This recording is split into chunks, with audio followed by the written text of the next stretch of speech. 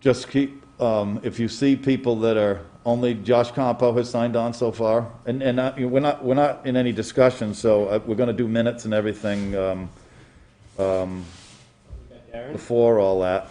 Good, so they'll keep joining while we keep moving on, is that how this works? Yes. Okay, good. Okay. Yep, Paul? Do we have a good way of people like either raising hands or people that aren't like visible for somebody to make sure that they know? There's no electronic hand raising button, is there, for this one? Like Teams, you can do that. You can raise it. You'll do it in the chat room. All right. If you go to who's on. Like Darren, you can People see, raise so he their can just hand. raise his hand, but.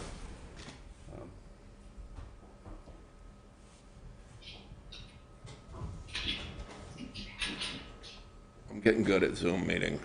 I know, and when we had the, you're gonna have to get a lot better, right? When I had the, well, I'll get into it with my comments on the emergency management, that went very well, same reason. So I put out an email tonight that said that if there's an issue with the, and I copied a lot of people, but I hope it spread around. If there's an issue with a connection of about a person that wants to speak online, and somehow either we can't hear them or they can't hear us, or there's some issue. Shut your video off. What's that? Shut your video off. No, we resolved it by, in the emergency management meeting, I just asked that person, it had to do, I think it was Cheryl Cox from the food shelf, and she dialed in on Brandon's cell phone number right away, and then he held the phone, we resolved it in a matter of seconds, because he just held up her phone to the microphone, and everybody could hear her with her question. So we got out of the video world, and we went right into audio, and it worked really good. It also helps with the bandwidth if you shut your video off, and sometimes it cleans the audio up. So if anybody online is listening to me, and you have a question or a comment or whatever, and then somehow we can't get connected, we'll use the phone. So don't feel like we're gonna shut out or anything. Are there any comments from the board on topics not on the agenda? I can give a quick update on the status of town meeting and elections. There will be a bill that is going to go very quickly through the legislature, probably in the first week and a half. The plan right now is to give the towns a lot of flexibility on what they do. One of them is to allow towns to kick their town meeting out to a date future. And one question that hasn't been answered yet is whether or not town report will need to be out at the usual time. So that's still up in the air. It's already on the books that anybody that wants to run for a position does not need to take out a petition. All you got to do is take out a consent form to have your name put on the ballot. So the positions that are going to be open for election, 2 select board seats, 2 school board, handful of others, all you have to do is to get hold of the town clerk and get the consent form, and she should have it online so you don't have to come in. As far as one question I asked was what happens to the people whose terms expire. I thought March 3rd. They don't expire on March 3rd. They expire at the next warned meeting. So you may be stuck with Michael and me for longer. Depending when our meeting, usually it's usually that Thursday or the week after. It's pretty quick. Whatever. That's the way it's worded. I have a question. Well, hold on. Are you finished with the update from the done. legislature? Okay, good. Thank you, John. My question goes to the petitions for running for office. Is that in the constitutional or charter? I mean, I don't think we have a charter anyway, but is that in the Constitution anywhere? I don't believe it's constitutional, but it was passed by the legislature for the general election, and they're passing it through the same way. I'm not up to date exactly how they did it to make it go beyond the general election, but even the general election, you didn't have to have a petition. Primary, you did. Yeah, I don't want to get too deep in the weeds. Just that if it's constitutional, there's typically a much longer process that it has to go through to make that kind of change and be valid. Otherwise, your election 3 becomes- years. Constitutional change would take 2 sessions. It would take 4 years. Yeah, see? Yeah, that's what I mean. It has. But I wonder if the emergency order issued by the governor has any effect on all this. I'm just repeating what I know. Yeah, I know. It's okay. And this is evolving, so. Yes, it is. So we're gonna deal with other things too. You and I have talked about it, and quite frankly, I think and the school is actually more enthusiastic about having a meeting in May, because it will bring, the legislature will adjourn, and they'll know more information. Yeah. So, and we're not gonna be out of money anyway until June 30th, so there's no real rush to have it in March. I mean, it's always been that way for history, but it's not the end of the world. Well, and one of the things that the bill will allow, as far as I know, is mail-in voting for everything, but that you can't use the federal the COVID money that was available for the general election for local elections, and the state is talking about coming up with some money if the town wants to do mail-in ballots, but the state coffers are not exactly overflowing, so I'm not sure how far that'll go. Are there any other comments from the board on topics not on the agenda? On that last comment, I would suggest that the town just stick with the requested absentee ballot. That's what Floanne wants to do, because she said, I'm not sending out 2,000 ballots just to get 400 back. Yeah. And plus, if we stuck with the regular timeline, we signed the warning at the end of January, there's not time enough to do it before March 2nd. And I agree with you. And if I've talked to Floanne, and I mean, there's no problem with people calling and asking for absentee Correct. ballots. That's absolutely right. It's just, And I've got one more question, and there may not be an answer to this. I'm not, probably more from the administration though, is what did you call it? For us to sign up for a certificate or whatever, just that we got to sign? Consent form. You may not know, that's coming out of Floanne's office, so you may not have anything on that yet. But could you get that out to us as soon as possible? Yep, in the next meeting, I'll give you guys an update. Gotta get that on the town website, because that's for everybody. That's not For all just the positions that are going to be open. And anybody that wants to run. Yep. any other comments from board? Nothing. Okay, my comment will be, we had an emergency management meeting on Thursday. We had, it was attended by everyone. Everyone that was asked. Highway, both food shelves, the library, the town office here, and the school principal, Jean Marie Oatman, and David Baker, the superintendent. And it was clearly, we were going over what, and I hope I didn't leave anybody out. Did I? I don't think so, Brandon. Did I? Police. No, we didn't have police.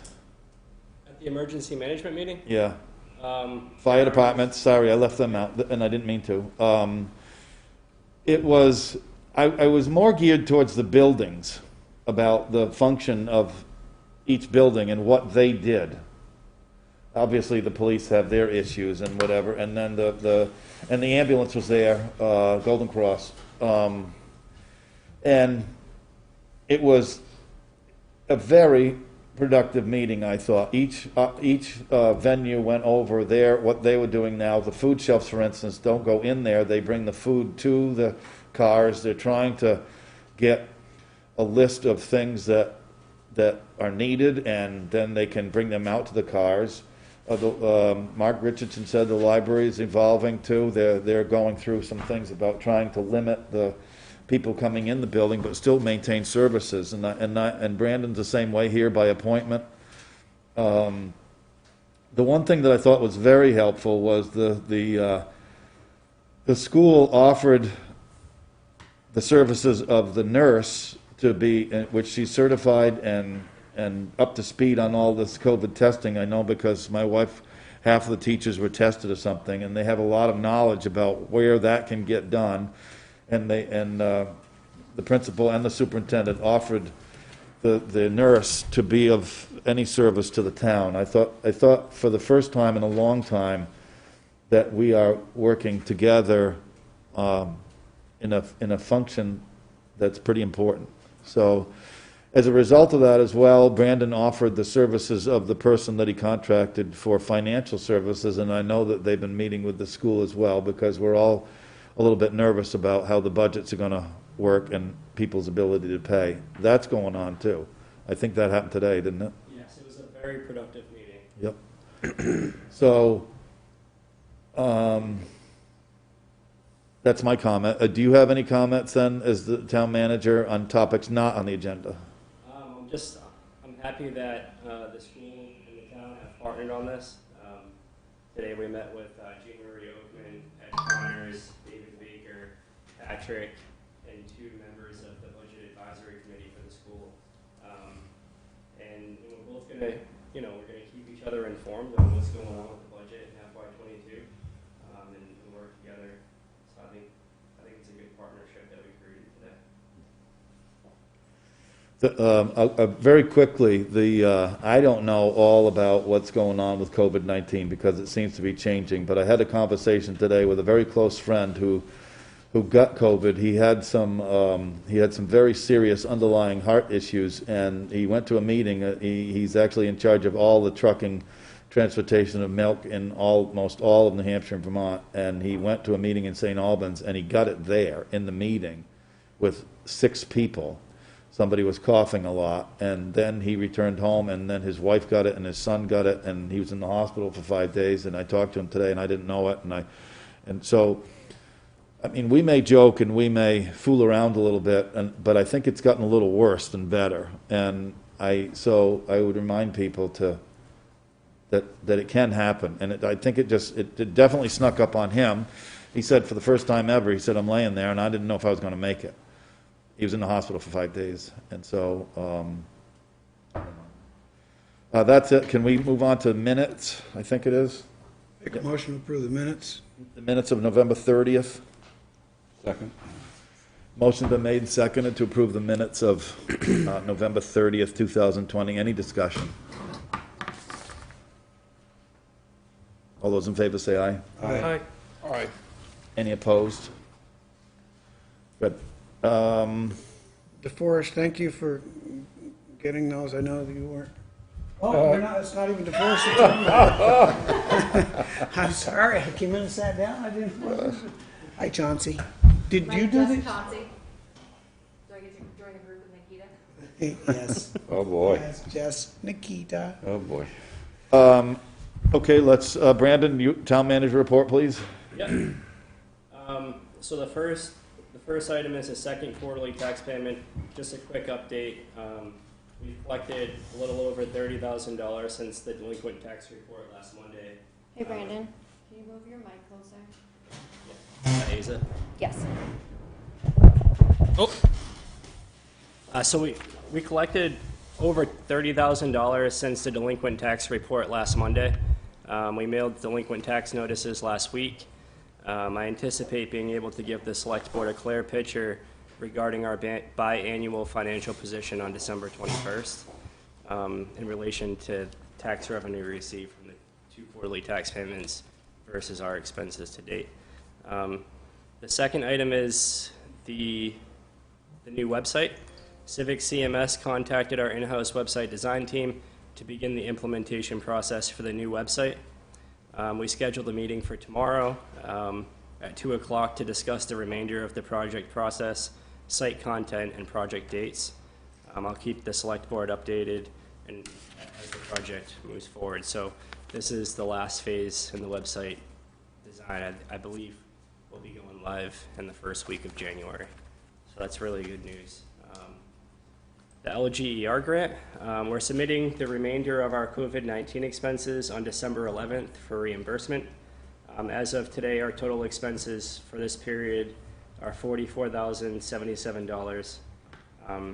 We anticipate a check for $54,500 for the town and $3,000 for the water district by late January.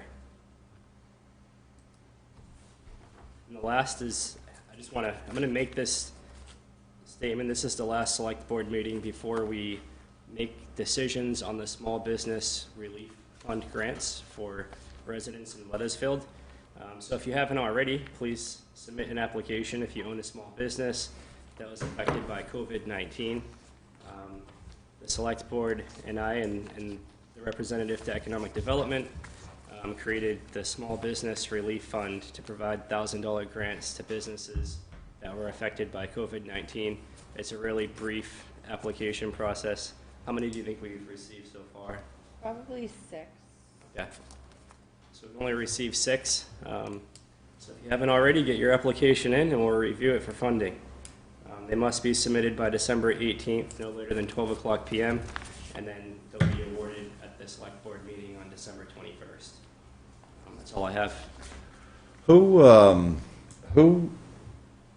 and I guess I just haven't really gotten that deep in it, but who's gonna, what is the criteria that will be used to apply? Because I think it's like up to $1,000, so you made like some at 500, or maybe from 250, 500, 750, or 1,000. Yes. So it was depending on like how many applicants there would be, right? Yes. And so, so how is it judged by a year over year? What is going to be required of a business to furnish the information to be judged? So what I'm looking at is the financial impact due to COVID-19. So if I can clearly see that there's been a difference between last year and this year as far as revenue versus expenses, then I believe that application would qualify for this relief fund grant. Also, increased expenses due to COVID-19, such as or closures. I know a lot of hair salons had to close, and restaurants and so forth. So I'm going to be looking in daycares, so there would be clearly a gap in their opening and closing. So, and it's going to go by the highest priority first, the businesses that lost the most and suffered the most financial impact. So we'll be reviewing those on the 18th, and we'll have our recommendations.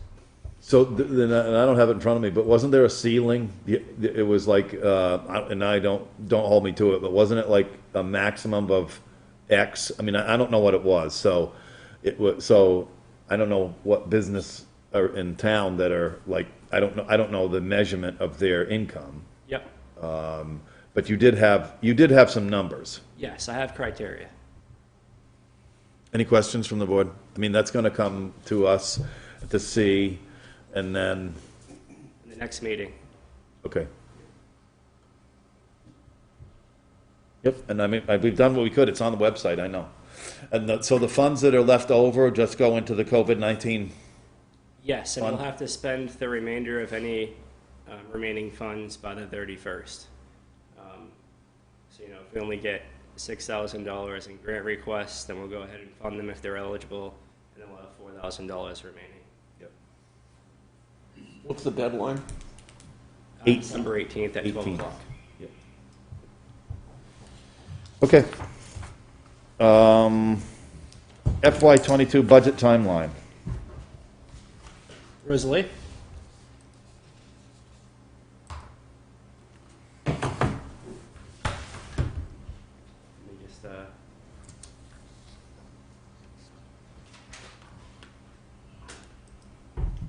Can you hear me? Yep. Excellent. This is my first time calling in through GoToMeeting. I'm glad it's working. Rosalie, Yeah, so we... give me 1 second. I'm going to pull up the PowerPoint. Oh, okay. Olivia, I'm going to send you the PowerPoint to pull up for them.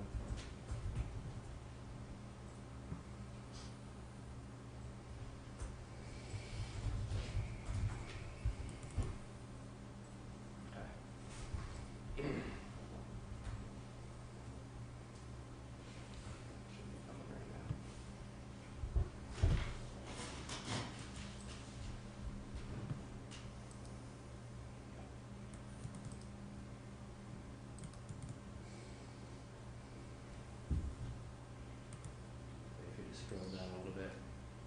Next one. All right. You're all set. Okay, thank you. So we have a great PowerPoint that you can see in front of you that Patrick has helped us in terms of planning the 2022 budget. As you can see, our goals for the 2022 budget are to fairly and accurately reflect a level services budget, begin to broaden the understanding of needs in town government across all the department heads, select board, town staff, and the residents, Develop a list of priorities for additions and reductions and plan for potential contingency costs related to COVID-19 pandemic planning, as well as plan for an emergency use fund that's separate from COVID-19 pandemic planning. The next slide is our timeline. We have weekly meetings with Patrick, so as you can see, this upcoming Wednesday, we'll be going over actual to budget variance analysis. So every week we're checking in and getting all of kind of our ducks in a row up until the final presentation to the select board.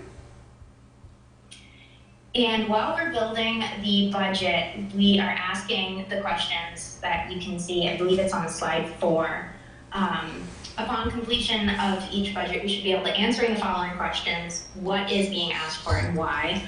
What is the new spending, what new spending is being undertaken? How is the new spending being funded? What priority is fulfilled by the new budget? What cost reductions are planned? And how is the cost reduction being invested? What is different in this budget year on year? Does this budget allow for the department head to have success in 2022? What are the risks and opportunities for this plan, and why is this budget necessary? So those are all questions that we want to be able to answer upon the completion of each budget for each department. During the building of the budget, we're going to be looking at 3-year trend of expenses. We're detailing on how the actual budget variance analysis will look. We're looking at revenue assumptions, expense assumptions, and then a full executive summary that answers this is what we can expect in 2022 and why we believe this is ... And I believe that is everything. I think that is everything. If anyone has any questions, let me know. Brandon, I couldn't read the dates on the timeline. Okay. I think they were a white line under the circles and stars. Can you pull that back up? It's the orange one right I there. think they were anyway. And then Is this what we're going to try to accomplish before the end of January? yes. Aye, aye, aye. Yeah, the whole thing. Well, tonight, if you look further down on the agenda, at least we start some discussion on the fire for budgets. So, I mean, that's a start. I do have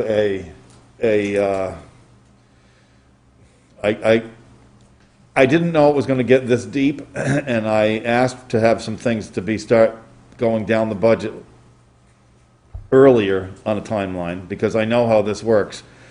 We'll get some information somewhere where all of a sudden we're all just, our hair would be on fire and turning blue around the 15th or 10th of January because of the warning date. As an alternative of that, I'm going to propose that if we can't get this far or that far in solving all of that, then I would entertain an idea that we would fund the highway budget and the general fund budget in the exact amount as FY '21. And then we would assume that the grand list is the same. We know that our town taxes would not rise if that was done. Which, and I remember, I don't remember the gentleman's name, but the financial advisor, he had 3 different options, and the first one was a rollover budget, which we've traditionally used. And I admire the concept, but we got 6 weeks to button this up. And to make this wholesale of a change that I'm not familiar with, I don't think the rest of us are either, between now and the end of January, and plug in the numbers, is quite a goal to try to meet.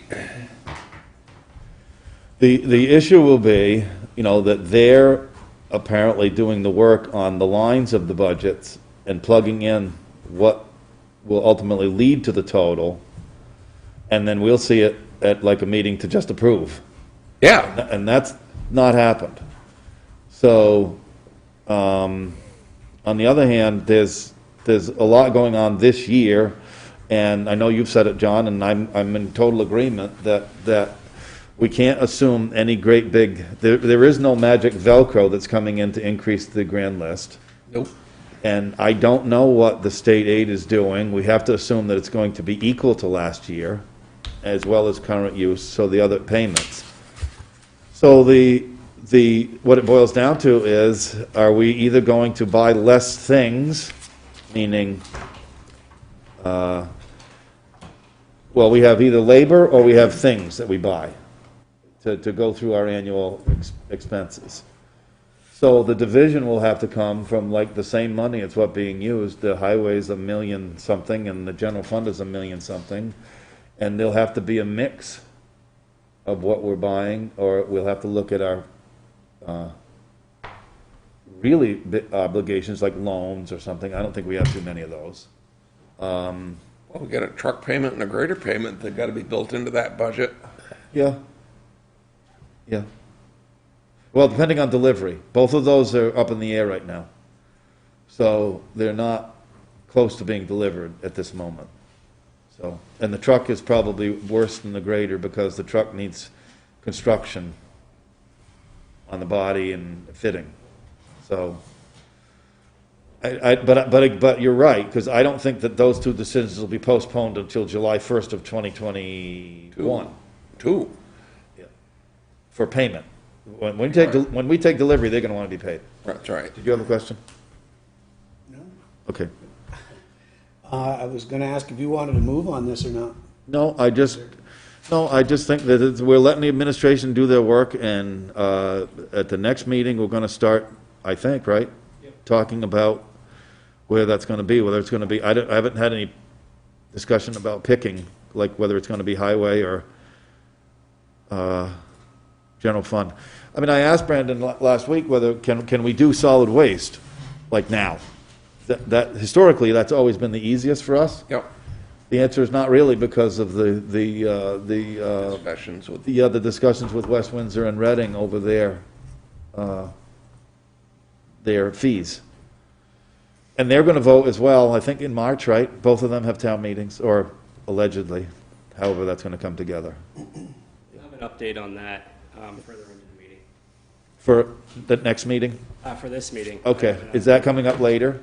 Yeah, it's item number Yeah. 10. 10, yep. Question. Would it be good to get a consensus of the board at least on where we're at with level funding? I hear that's the proposal from the administration, and I support that. And I think, through the management decisions, management controls, through the year, he can manage that budget as need be. And I recognize John's point. It's a very good point that we got two purchases that are going to hit this budget as well. But at least as a general consensus, I think for me, I'd like to see. It's kind of hard to justify an increase in taxes in these times with many people in this town we've heard before that live on fixed incomes. We need to measure that, though, and we'll get closer when we start talking about it to what was the special articles of a year ago as well. So the tax rate is compiled of a few things. It's not just the highway and the general fund budgets. It's about what we appropriated in the special articles as well, and what we took out of reserves. I don't know all that yet. But the general information coming from this board could still be that, we want to stay as close to level funded as possible without Correct. making Yes. any huge increases in municipal tax. Yes. There's no control over the school or state funding. No, and the bad news is, and I think you pointed it out, John, my daughter knew it tonight going into the SU meeting, that the state has announced the statewide education tax rate increase already. Well, they're throwing the number out at 9%.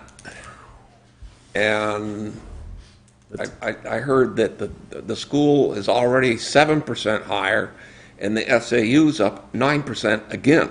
That's their budget that they're presenting right now. So I know. So something's These going people to, smoke. The state one is a moving target. And if you remember right, last year they had a number that was brought down, but some of the I don't remember what the exact number was when it got done, but through various fund movement and stuff, they were able to get that number down. But the income isn't there this year. Right. What was the school tax last year? I'm sorry, Dave, what was the school, how much was it? The I don't- increase I- was close to 14%. I don't want to quote something that I don't. Down. The state education fund tax is the one that the state threw the number out, because they're obliged to give us a number based, it isn't a number they pull out of the air. They have an enormous number of peanut counters, and that's the number that they come up with, considering what the revenue forecasts are, which obviously are way down right now. There's a tax that's being dedicated as of to the education fund. Anyway, the pool of money that comes into the education fund is not what we would like it to be Right. because of the economy. Like everything else. And we haven't even talked about, I'm not even aware what the state funds are for transportation. I mean, when COVID-19 happened in March, I mean, the gas tax must have gone I will be completely south. really surprised if we don't see a reduction in the highway. It's just going to Hey. go south. Nobody's driving. Exactly. And, Gas tax. and nobody was driving a really lot in Yes. March, April, and May. Yep. Like zero. Yes. It is what it is. I don't know whether the state will pull some money out of COVID relief funding I don't know, to do some of that. So it's just a bunch of guesswork now. We're all set with the timeline, at least. We're going to start in the next meeting, and then, this mask is making me all stuffy. You're okay now for the comments Oh, yeah, I'm all on the set. timeline? Okay. Absolutely. Let's move to number 7, the greater loan note. I think it's in our packet here. Do you have a hard copy of the agenda so that when I skim up on my iPad that I can look at my agenda at the same time? Yes. 'Cause-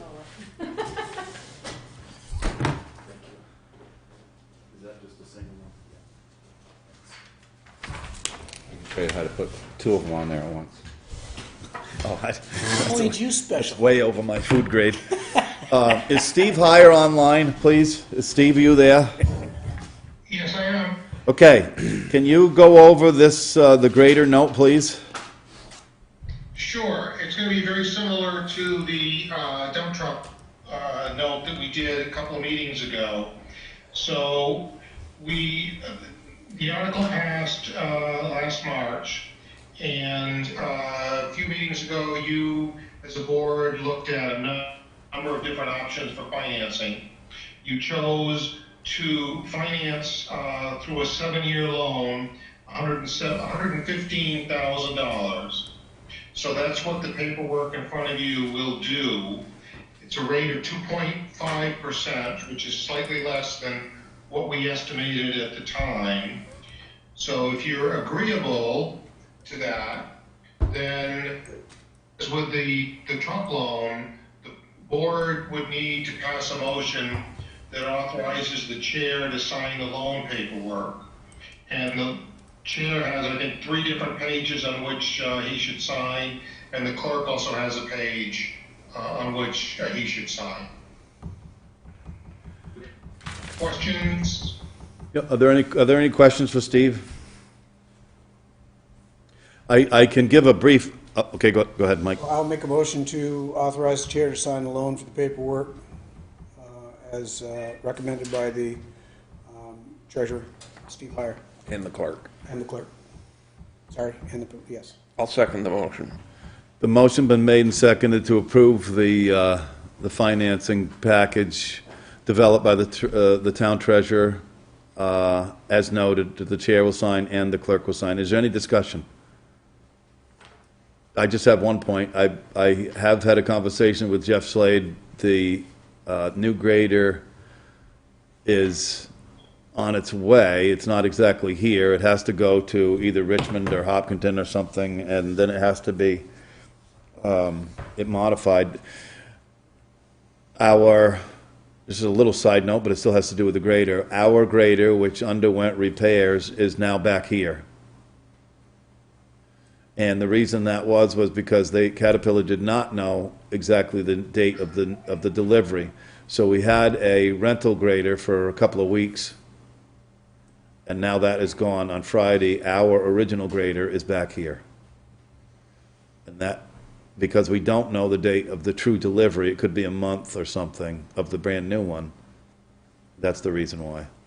That they wanted to do it that way. I did not. I wanted the rental here for whatever. It would save back and forth trucking.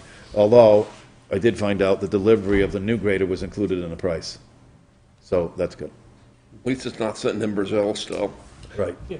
Mr. Chairman? Yes. No Didn't you also save us some money on that rental contract? Yes, it's by an hourly basis, not by a monthly or a weekly basis, and that's going to be determined when they read the hour meter and come back. I stopped the payment on the invoice because I had a conversation with Jeff Slade about it from Milton Cat, and he said that they were going to credit. They had to bill us, in order for their paperwork to work out, they had to bill us a certain amount, and then they are going to credit that amount only on the hours that were used. And I don't know what that is. I haven't talked to anybody at the highway. So, But we didn't pay a monthly or a weekly or? No. We paid transportation. yes, yes.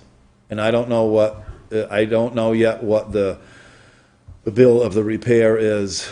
There was some kind of arrangement made on that Milton Cat was helping us on repair, and totally, I can't say enough about them right now because it's not under warranty and they didn't have to do a thing. Correct. So, they've been helpful. Any other comments on the motion on the table to approve the loan and the signing for the new grader? All those in favor say aye. Aye. Any opposed? Okay, thank you. Thank you, Steve. Thanks, Steve. You're welcome. Brandon should have the paperwork there so that you could sign it before the meeting's over. Okay, thank you. And I don't know the delivery, so one more question, Steve. We don't pay for that until we get delivered, right? This is just a matter of procedure? Right, we won't pay for the grader until it's here, right? Yep, good. Okay, nice. Thank you. Next on the list, I had a request. Brandon told me that he had been given a paper for the West Weathersfield Fire Department to discuss something about a rescue squad. I did have a conversation with Josh Dolphin about that, and I didn't know anything about it, and wanted to make sure that somebody was going to have a presentation or something, because neither Brandon nor I knew that much about it. So, is there somebody online? Brandon, do you want to add any more, or that's about what you know, right, as well? Yeah, we had preliminary discussions a couple of months back, but I didn't know the finer details of the rescue squad. I think that's what they're going to be presenting tonight. Josh Campo just unmuted his microphone, so I'll pass it over to him. Okay. Josh Campo, you have the floor. So I understand you guys should have received a letter in your packets, really outlining all the information that we've done thus far and what we're looking for. Essentially, we're looking for the select board's support in forming a non-transport rescue squad to better serve the residents, on the farther side of town where it takes Golden Cross a lot longer to get there. It's just a logistical issue that we're trying to work through. Rather than go through the letter, I hopefully you guys have had a chance to read it. Is there any questions you have based on that at this time? Joey. Will this sort of thing cause any hostility with Golden Cross and the sort of kind of butting heads of, I thought we serviced you, now we have these people doing this? It just seems like it might complicate things. I hope it doesn't. It really should streamline things more than anything, Joey, because what it will do is it will then we would end up formally having an agreement with Golden Cross as to who functions in what capacities, how they function, and it will be more formalized than what it is now. And even with the added verbiage that Brandon put in the contract since our last meeting, it will still be, yet again, even better than that as far as roles and responsibilities. moving forward. Great. John? Josh, do you anticipate being able to accomplish this with existing equipment for the foreseeable future? Yeah, we're not looking to have any cost to the taxpayers. We have most of the equipment we need. We can function within our current budget. It's going to use the same tax ID. We don't need more vehicles. It's pretty much, no cost at this point or in the foreseeable future. This is similar to what Reading does, am I correct? Reading, West Windsor, most towns that don't have an ambulance service have some type of fast squad. Reading, the fire department recently, they kind of became one. We're looking to have it under the fire chief.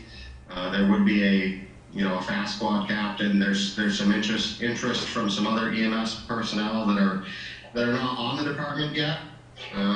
We do have this, 3 EMTs now, and we have, as the letter states, quite a few people looking to take a course to get some more training as EMRs. One follow-up question, Josh. Is this being proposed for West Weathersfield's geographic area unless requested otherwise? Yes. And I don't, as I've served on both departments, it's very different dynamics just because of the geographic area. It's, I can remember sitting in a Scotney and saying, I wasn't in favor of something like this. Often Golden Cross is there very quickly after the fire department or sometimes ahead. And on the other side of town, Perkinsville, if you get up towards North Springfield, fire department could be on scene for 15 minutes or better before the ambulance arrives, and it's no fault to anybody. It just truly is the geographic area. Thank you. Any more questions? Mike? Has anybody talked to Golden Cross about this yet? I don't know if Chief has talked to Dale or not, so I would not want to speculate on that. And that's where you... This was really the first step. This was really the first step before we got into way too much depth, because it really needs to have your guys' blessing. There's a lot of work to do from here to get the license. The license needs to be signed off by the district EMS coordinator, and we would have to have that actual agreement that I spoke about earlier to Joey. We would have to have that in place before we went forward. So this is really like just a stepping stone to get going on the work, and then once we do that, we could keep you guys apprised of it moving forward and give updates however often is needed, or to Brandon and he can relay. Really, we just want to be transparent and have you guys involved. Well, I'm glad you said that, because I'm really disappointed. This is a surprise. And as I've said 100 times sitting in this chair, in this room, I don't like surprises. To ask now for the town's involvement in something, a proposal like this, seems like the manager or us, and particularly the manager, wasn't even asked to be involved in this kind of thing. And so I'm very concerned about well-intended volunteers dipping into the medical field. The world has changed, and it's changed a lot. And the reason why I wish there was another entity, but quite frankly, Golden Cross has done a very good job, and the other towns are under the budget discussions that do provide their own. It's got nothing to do with what people, my concern doesn't have anything to do with the people, it's got to do with the service. So there doesn't seem to be a way for me to learn that somebody is available for 24 hours a day, 7 days a week, that would, because we don't know where the incidences are, and we don't know the level of what we're talking about as an accident, that there can't be a measured way of saying that this way is better. And I guess that's all I have to say about that. So, you know, I can't tell you, quite honestly, without thinking about this, whether or not, you know, I'm not prepared to make a decision on this, because I don't know enough about it, and I did ask, and I've asked at several emergency management meetings, is there a way for us to improve the service of Golden Cross? That seems to be falling on deaf ears. I wish it didn't. Paul, do you have a question? Just quickly, Josh, you mentioned that there was no cost or increased cost or anything to the taxpayers and stuff for any of this, but there's an insurance factor, correct? The EMS people would be working under the fire department, which we cover the insurance for, correct? So my understanding of the insurance, and I believe Brandon was going to try to get Suzanne to join, I don't know if that was successful, is and this is my understanding of which it was coming from her, is that the VLCT insurance is coded the same whether we're just a fire department or a fire and rescue. I believe I was hoping she'd be here to confirm that, but that was my understanding. I believe Suzanne's here. Suzanne, are you here?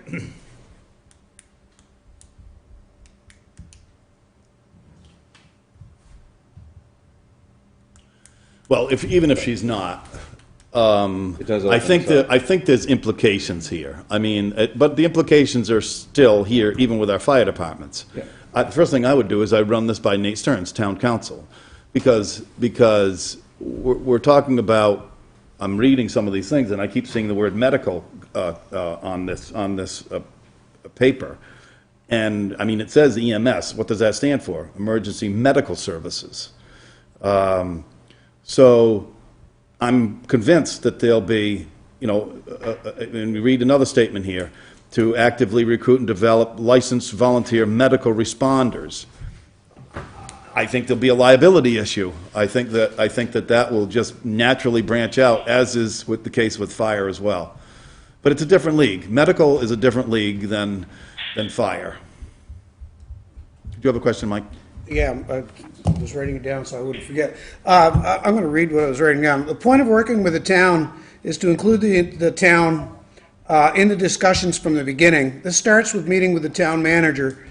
He then can research, for instance, what Dave just talked about, the legal aspects with the town council, perhaps the impact that it might have, to Joey's point, on a contracted service provider in our town.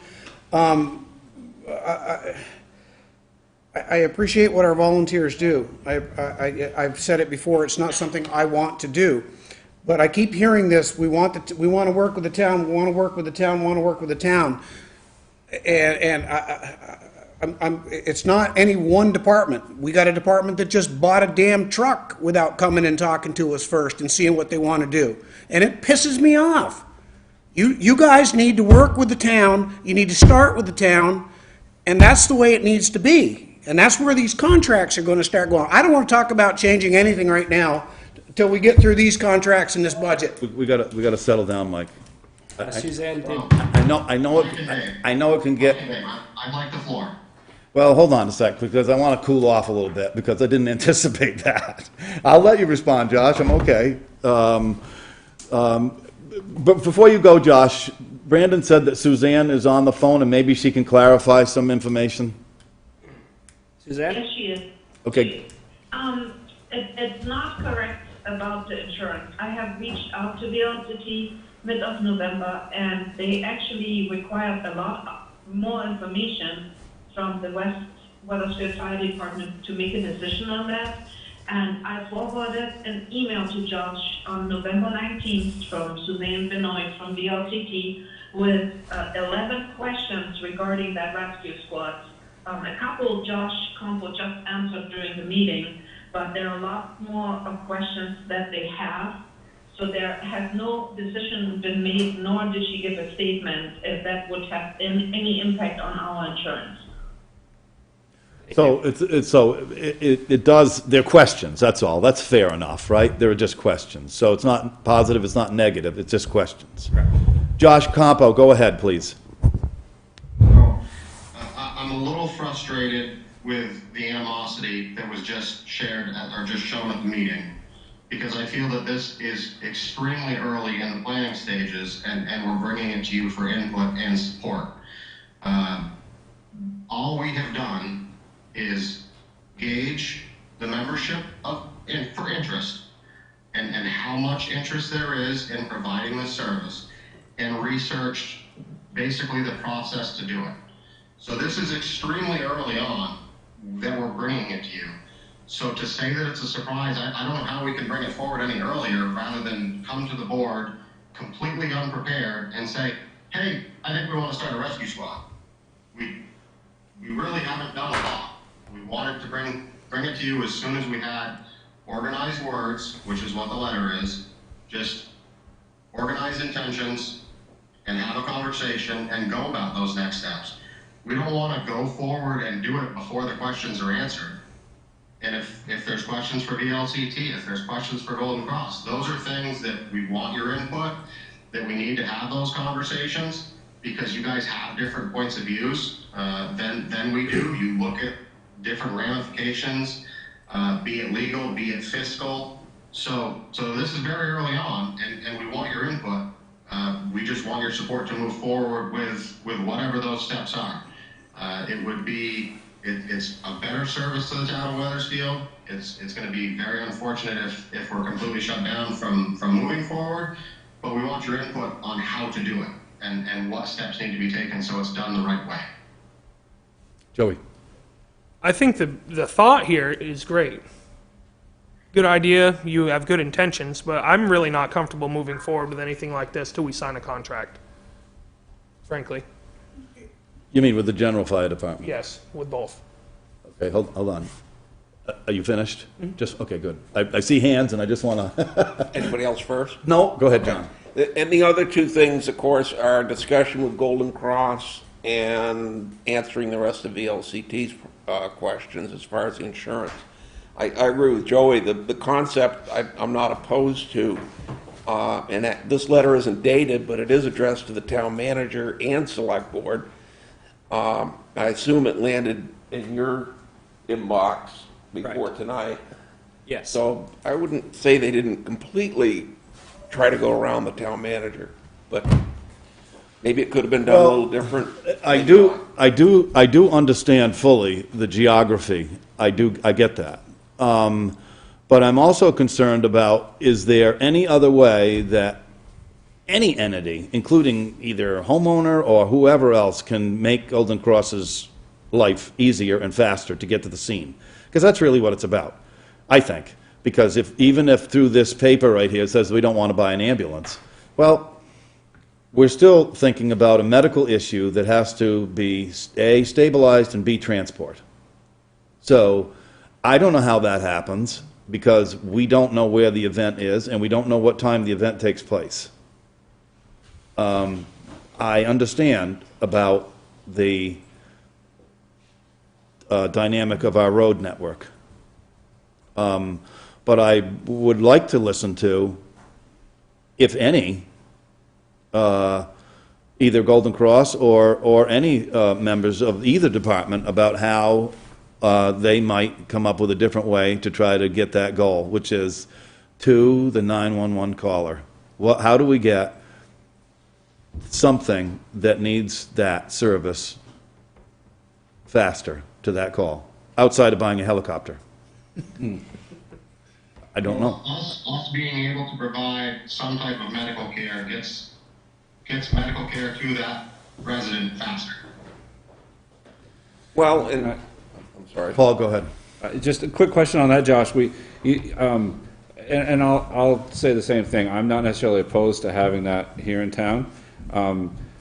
Just I would like to get some other stuff figured out and fixed before we jump into something else per se. But when you talk about having that, I don't know much about this, and I'm not going to try to sit here and say I do. But what do you just have a bag with a few things in it that you go? Because if you're not going to have an ambulance, most of the time these ambulances come in there.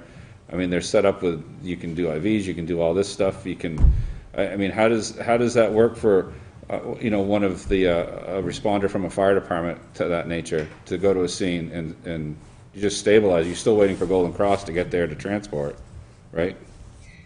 You are still waiting for Golden Cross to get there and transport, but what you are doing is several of you said it, is you're attempting to stabilize the patient, and depending upon the nature of the call, that can make a big difference. And I get where you guys are coming from with the contract piece, and I've got some concerns about the wordage that was put in for medical related things. And we can segue into that. I know it's on the agenda later, but we just want to provide a better level of service to the town. Yeah, thanks, Josh. Is there any other discussion or questions about this?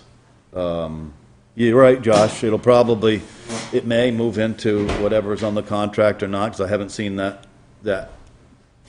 segments yet, but you're right, it could go over, and I'm perfectly willing to let that happen. Joey? So I guess if there aren't other questions, does the board want this to stop here? Does the board want the answers to BLCT and a conversation with Dale to happen? Is there any course of action that should or should not be taken?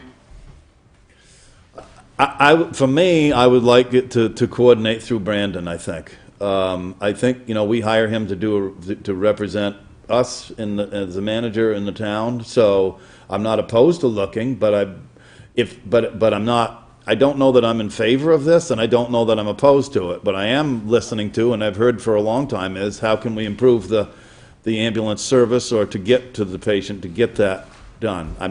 But that may include a variety of things. It's not just a one-size-fits-all thing. I mean, that's what I have to say about that. I would ask that go coordinate through Brandon. That's fine, Dave, but we tell Brandon what we want him to do. Yeah. So are we telling him to move ahead with Josh, or are we telling him to pull the plug and don't even think about it anymore? Well, there are two, which I spoke of earlier. There are two significantly, outside of the budget, which is eventful in and of itself, but there are two other things that are before this, at least for me, and one of them is the fire contract, and the next one is the Abbott property. So if we're prioritizing, this one's not reaching, because I'm agreeing with a couple of other board members here that I think we have to have a general contract, or at least some relationship with the fire departments first. So, Joey. Would it be worthwhile to put this on a future agenda? Maybe once some of these fires are put out, and we can say, okay, have you answered the questions we need? Do you have the information we need? And then go with it at that point. That's okay with me, too. Yep. I don't want to just throw a blanket over the whole thing. Go ahead, Josh. So I want to be relatively frank.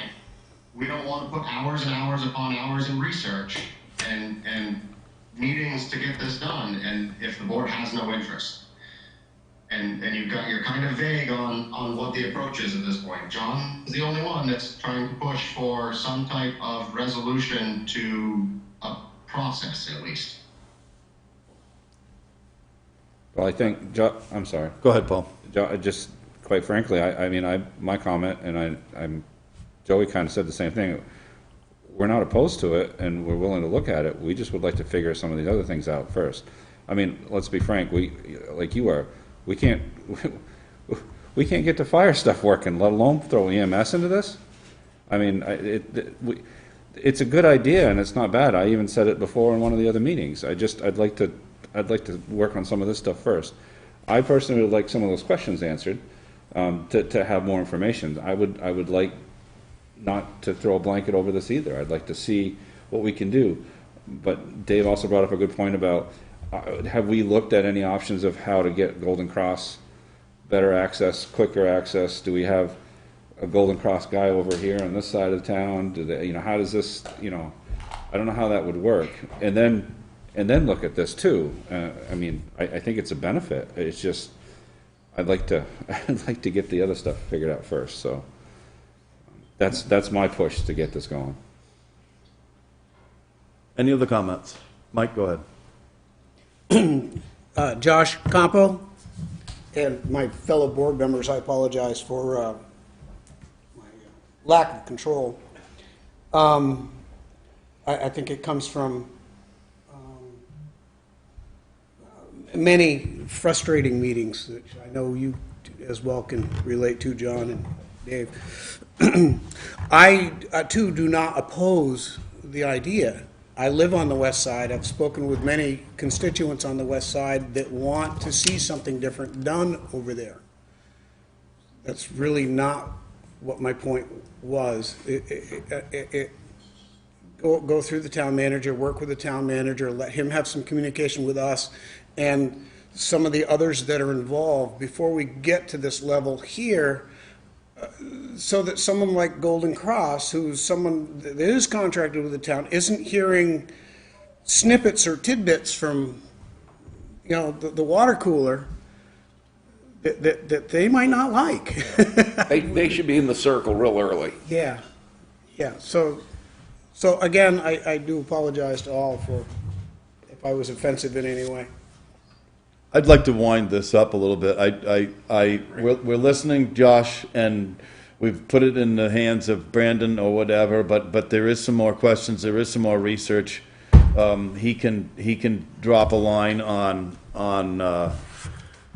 he can look at this letter and then or to somehow coordinate it at some moment in time with the VLCT insurance issues and town council. There'll have to be a difference in the change of whatever the mission statement is of the volunteer fire department, and then whatever the new entity is called, and what that does or does not do. So there'll have to be a definition, I'm sure. How far, what are we talking about or not talking about? And hopefully VLCT will have information that we don't have to reinvent the wheel. There may be other agencies and towns that do this, and I guess, and then they'll be able to compare. I don't know. Reading and stuff, like you said. Or somebody in, I don't know, it could be statewide. Any other comments before we, Joey?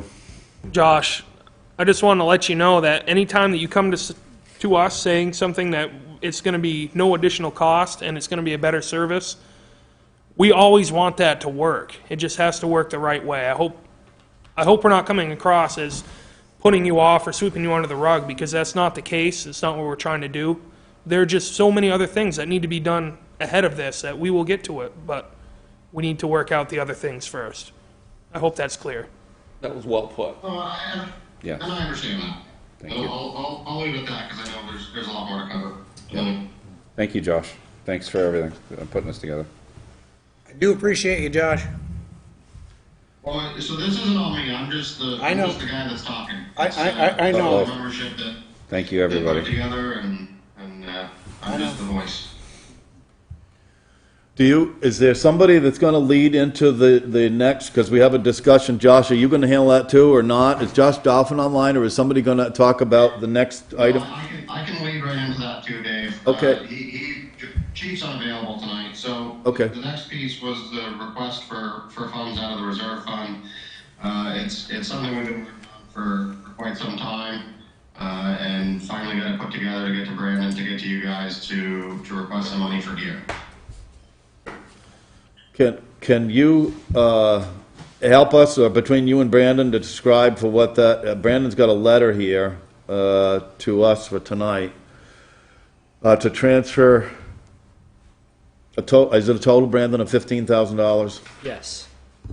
So the reserve fund currently has $34,421 remaining in it after the last request from Ascutney. Chief Dauphin contacted our administration and requested to transfer $15,000 from the firefighting equipment and gear reserves to purchase 3 sets of firefighting gear, 3 sets of ice water suits, and customized response jackets. According to the purchasing policy, purchases of goods and services with a total of over $10,000 shall be made through the competitive bid process. I just want to remind the board we did waive this process for Ascutney due to COVID-19 and also the lack of companies to purchase this kind of gear from. I don't know if you remember the last meeting, but Ascutney had 2 quotes, and then they brought in another one during the night of the meeting. So that's all I have. I don't know if you want to elaborate on that, Josh? I guess, are there any questions? Brandon, does this meet the bid process of whatever we're doing? In my opinion, since it's 3 different items, it doesn't actually break the $10,000 margin anyway, because it's 3 different purchases. So, you know, one's for 7 and one's for like 2280. So I don't think that the competitive bid process would apply here. I think the 3 quotes is satisfactory. Okay. My next question is this, you know, I want to respond to that. That splitting hairs because it's from 2 vendors. I think trying to go through it. It's from Firestore and MES. There's only 2 vendors on here. And I think we should be lumping those 2 together. Yes, I have an additional one as well that Josh turned into me today from Bergeron Protective Clothing. That is the same vendors that Ascutney used. What's that? We don't have that. Mike. I'm going to go along with John from a different point of view, and that is that it's all coming out of one account. True. So if you're spending money on gear and equipment from one account, you're buying gear and equipment, and it's at $15,000, it exceeds the... Well, and now there's a 3rd vendor we heard that we're not looking at, so. Right. Which would meet the criteria. How do you want to proceed? Does the board want to take a look at that 3rd vendor that was handed in today, or is that a bid? We haven't, well, we've got if it was dated prior to tonight or something, then it's not like unfair that it's not admitted because we're seeing dates on these. Yeah. I don't know. How does the board want to proceed? Joey? Can I comment? Sorry. Go ahead. So I just, again, as a reminder, for the request from Ascutney, there was only 2 quotes in the packet, and then during the night of the meeting, Darren turned in the 3rd quote. Josh did this a similar thing for this request. I received this just a little while ago. And it's a different vendor? It's a different vendor to make the 3 quotes. Does the board want to consider the 3rd vendor that was just turned in? We did it for Ascutney. It wouldn't be appropriate if we didn't. Yeah. I don't have a want to handle problem with it. Do differently you than have- we did somebody else. Well, what I would share, gentlemen, if I may, is the vendors are either very similar or identical to the ones that Scotty used, and our plan is to use the same vendor that Scotty did to get their gear. They've been very, very good to work with for us, as Darren mentioned with his group a month ago or 2 months ago, and the price point is there as well. Josh, is the gear, the turnout gear I'm reading here, is it just a general description when it says, because I'm reading something here, maybe I'm not reading right, so help me out. Is the firefighting gear different than the Mustang Ice Commander gear? Yes. Yes. They want the, Sorry, go ahead. No, you go ahead, Josh. So there's 3 different items, if you will, that we're talking about here. So we're asking for 3 sets of turnout gear. That's structural firefighter turnout gear. The Ice Commander rescue suits are the ice water rescue suits. We currently have 2. One of them is in dire need of replacement. We have, over the past couple of years, gotten over 10 people ice water technician certified, and the general idea is to have 2 folks that can go out and make a rescue, and then 2 folks that are a backup to that team. So that redundancy that we always use in the fire service still applies, which is why we want to end up with a total of four suits, because we currently have 1 that is serviceable. And the last item is our response jackets. So, we had a pretty in-depth conversation with Brandon a few months back when we started this process in regard to cancer-causing agents and trying to reduce those cancer-causing agents' ability to come in contact with the body. So these rescue jackets, the plan is to use those when possible to avoid wearing structural turnout gear when it's not needed. That will also hopefully make the structural turnout gear last longer. We don't have any quantifiable number to say how long, but if we're wearing it less and we're not wearing it when it's not needed, it will last longer. So then when we get to the last one, what is the definition of that? Because I'm looking at, and maybe it's just a bid, I don't know. When it says, the description is HFRP tailcoat and pant. Is that turnout gear? Bear with me, Dave, as that is turnout gear. So you're looking, if I'm correct, there's 2 line items on that quote. The top one is $43.50 for 3, and the bottom is $29.70 for 3. Yep. Good. That is the turnout gear. So that's 3 full suits then. That is, yep, Good. 3 sets of bunker gear. Yep. Okay. Minus boots and helmet and whatnot. John? The Bergeron code is strictly for turnout gear. It doesn't include the ice water or the other jackets, so we don't have 3 bids for everything. Do we have, so we don't, like, sink all this down, we do have bids on some things though, right? The turnout gear? We got 3 bids on the turnout gear, the 3 sets of turnout gear. You got 2 bids on the, what are you calling them, Josh? The lightweight jackets? Yeah, that's fine, the response codes. Response coats, and you got 2 bids on the, I'm gonna call them bubble suits, Ice water suits. ice water suits. How does the board want to proceed? There are 3 bids on the full turnout gear. I don't know what they are because I'm just skimming through here. I just got the clarification from Josh. They're everything except helmets and boots. Joey? I'm going to say it. I'm not sure if I should or not, but it seems coincidental to me that we just authorized a $15,000 fire department purchase for equipment, and now we're sitting here looking at another one. I'm not going to say that I would say no to any of it because we said yes to one. But this just seems oddly coincidental to me, and this looks like a grocery list of stuff that we can tally up to $15,000 because that's what the other side got. That's the way I'm feeling. I will say yes because you're right. That's what the other side got. But if that's what it is, please tell us. That's not what it is. So we were working on the response codes in the spring, or actually last fall is when we started working on the response codes. We did the ice water class. This last round was in the spring, and as we go through the year, the chief did figure out what we needed for turnout gear. We have some folks that have out-of-date turnout gear, and we put together one proposal of stuff we've needed for the last, or stuff we've been looking to get for the last 6 or 8 months. This is not a tit for tat. This was being discussed. Well, we had our meeting with Brandon about the response codes long before Darren came forward asking for money for a study.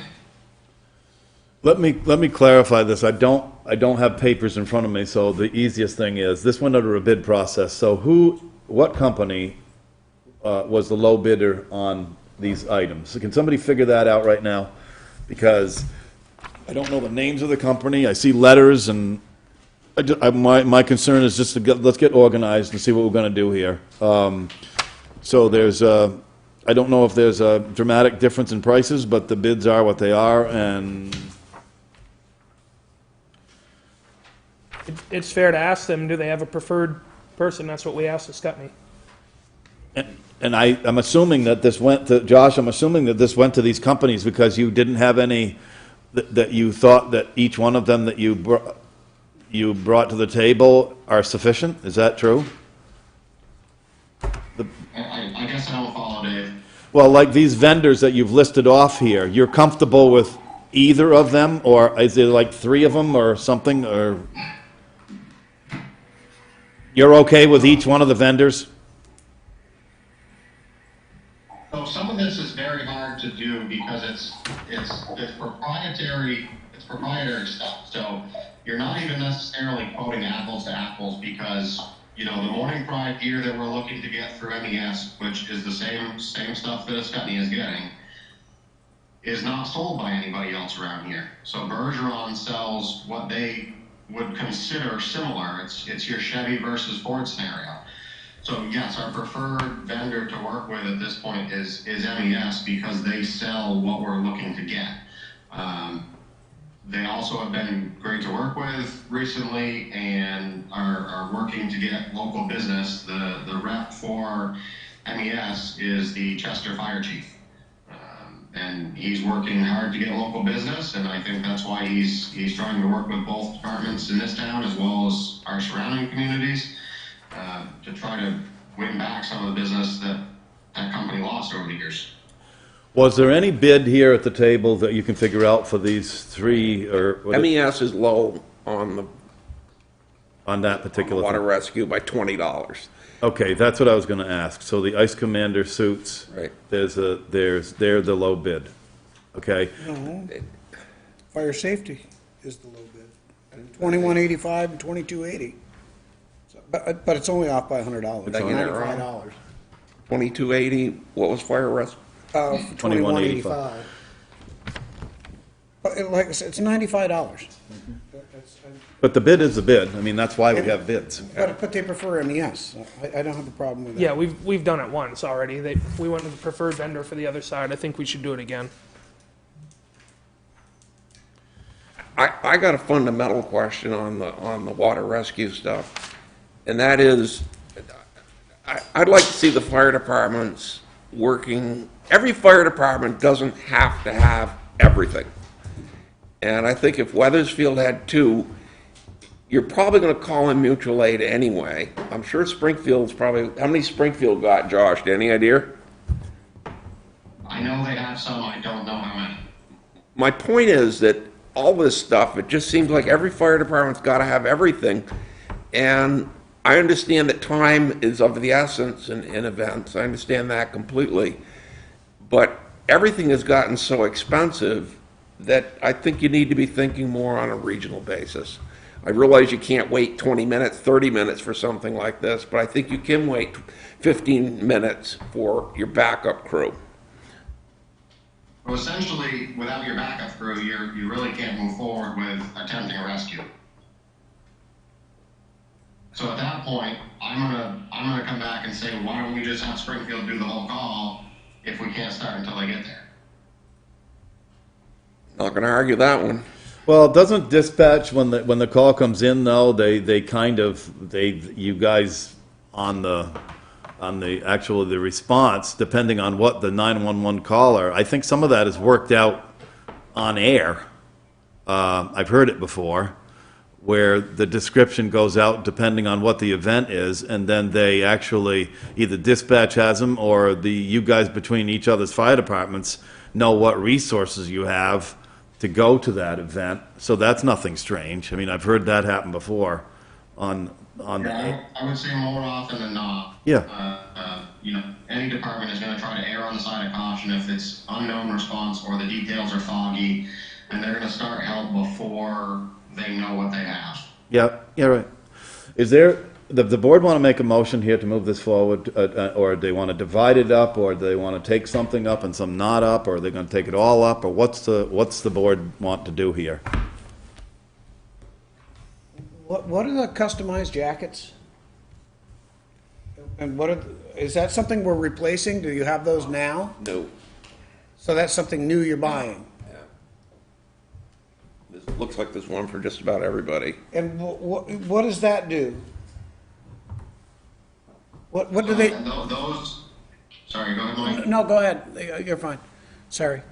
So the idea of the response jackets is to reduce the amount of time that we need to wear the bunker gear, to hopefully add to the longevity of the bunker gear and reduce the amount of time that we're wearing it because of the cancer-causing agents that are being found in it.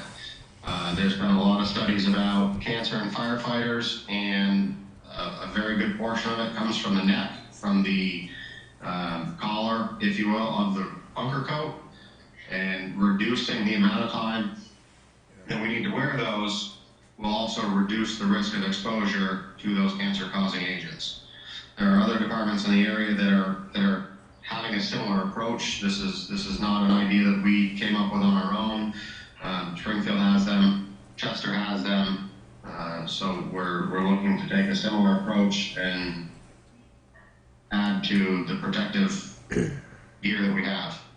I don't have a problem with looking at that, but I do have a question about what the voters set up for the structure of the reserve account funding. And I just listened to what you said, and it made sense to me. But I am listening to, but there is some. Is there a definition of the reserve account? Because I think it's like equipment, fire equipment, or something. And so I think what you described, Josh, is a difference between actual firefighting gear. So you don't fight gear. You don't fight fires with this gear. You take off the gear and you put the coat on. It's all firefighting equipment. And I believe that the fund is non-motorized. Anything non-motorized. So you don't take these coats and wear them out in the yard. You don't wear them what? You don't wear them in other places that are not dealing with a call. No, these are to stay at the fire station. They are not going to be going home with people. They're not going to be going. People aren't going to be taking them and going to wear them out to dinner. These are to stay with your gear at the station. I should have clarified that. I apologize. No, that's okay. Is this Scutney doing this? Does this Scutney have this? I don't have a And clue. the 19 jackets? I don't have the quote in front of me, John. 6, 9, 16, 17, 18, 19. Is it, or is it 7 sets? No, it's 1 small, 5 mediums, 3 large, 7 extra large, 2 extra extra large, 1 extra extra extra large. Oh, you got me a jacket.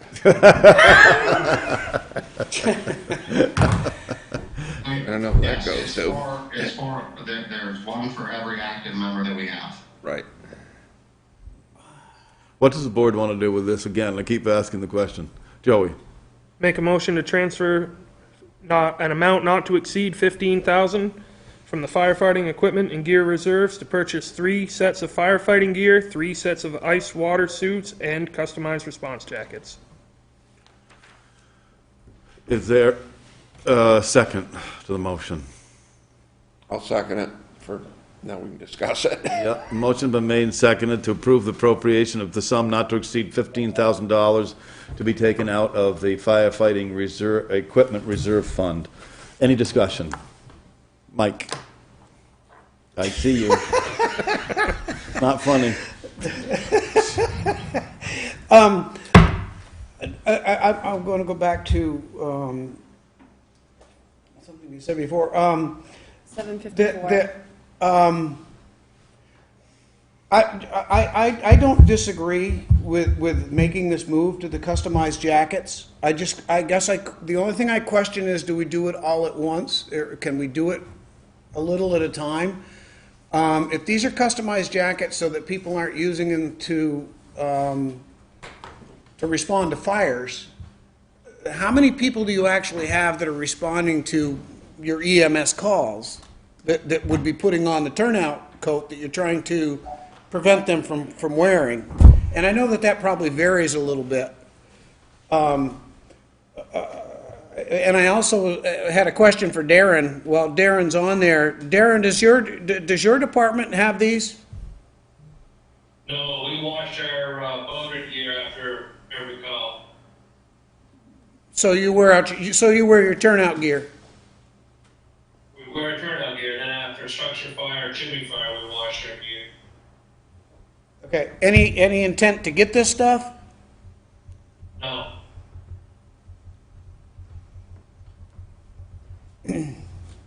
Any other comments? John, did you have one or no? No.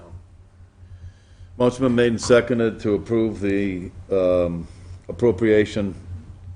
Well, in the motion, let me ask you this. Who's going to award the bid to who? What vendor? Leave it up to them. Yeah, leave it up to them. Okay. At a sum not, to the noted request, at a sum not to exceed $15,000, of which will be transferred out of the firefighting equipment and gear reserve account. Any further discussion? All those in favor say aye. Aye. All right. Aye. Any opposed? Okay. Aye. Okay, thank you. When the well is dry, the well will be dry. Yep, that's, Well, that's kind of where I was going on the coats. Get some of the coats, but not all of the coats. this equipment reserve is only going to affect them. If this is a way that they would like to spend it, I stand behind them. That's a good point. But don't, I'm sorry. Go ahead, Paul. Don't forget that it's not just, the thing we run into is that the two departments, and I think we had talked about how we could go about that. It's not really, I don't think we can budgetary have two different accounts, but we just have to be conscious of the fact that even though it's all one, you know, if, I hate saying it this way, one group could utilize it all and then the other group would be sitting with nothing. We want to make sure that that doesn't happen. We want to make sure that people are getting the stuff they want, or we need to somehow up it. So. I continue to feel that this is a response to the Scutney purchase. That's my gut feeling, and that's just what it seems to be. And if that's the way they'd like to do it, then I'm okay with that.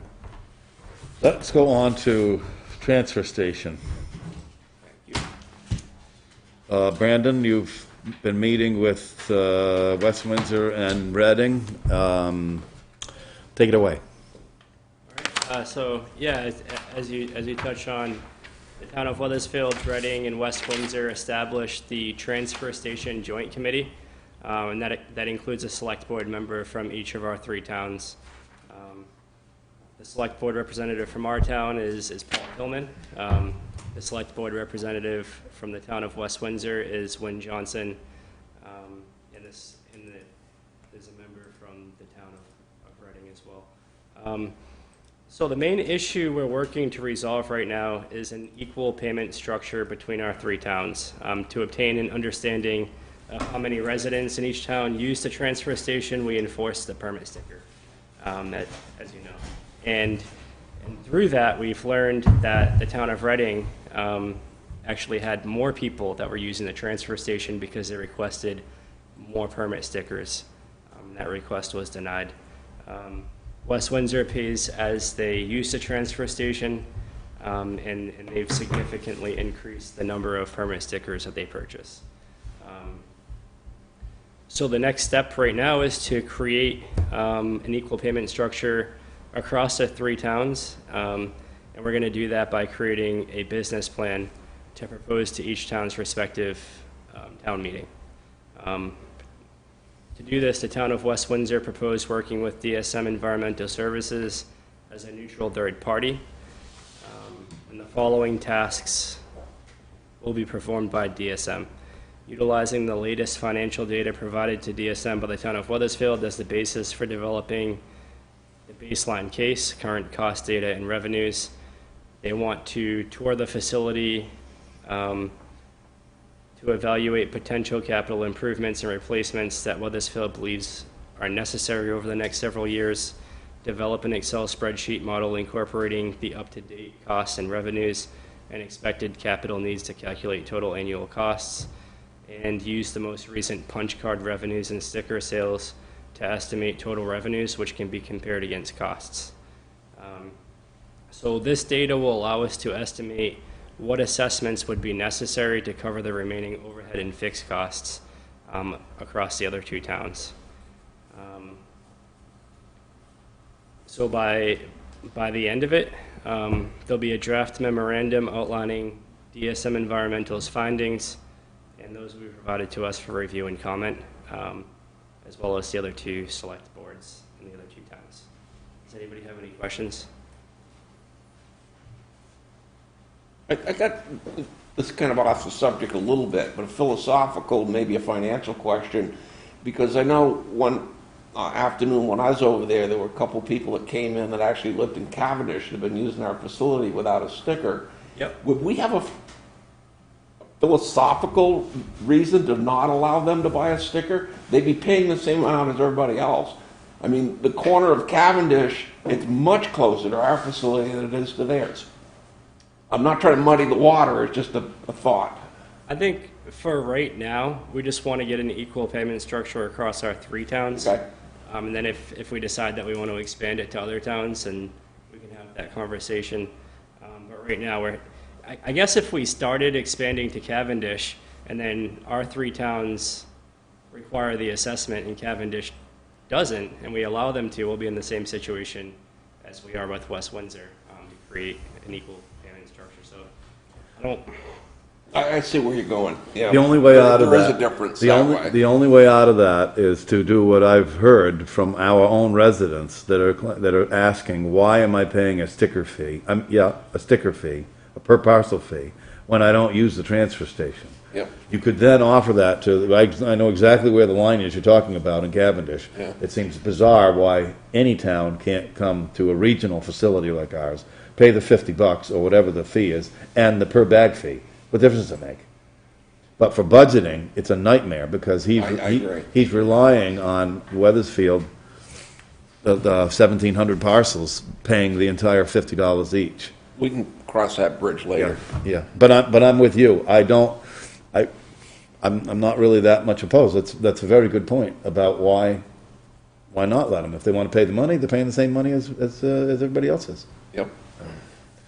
Any more questions about the transfer station? Thank you. Moving on to the town forest and the access.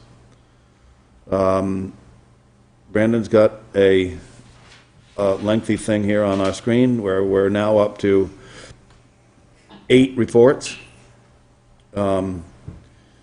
We've had lots and lots of valuable information since August 17th.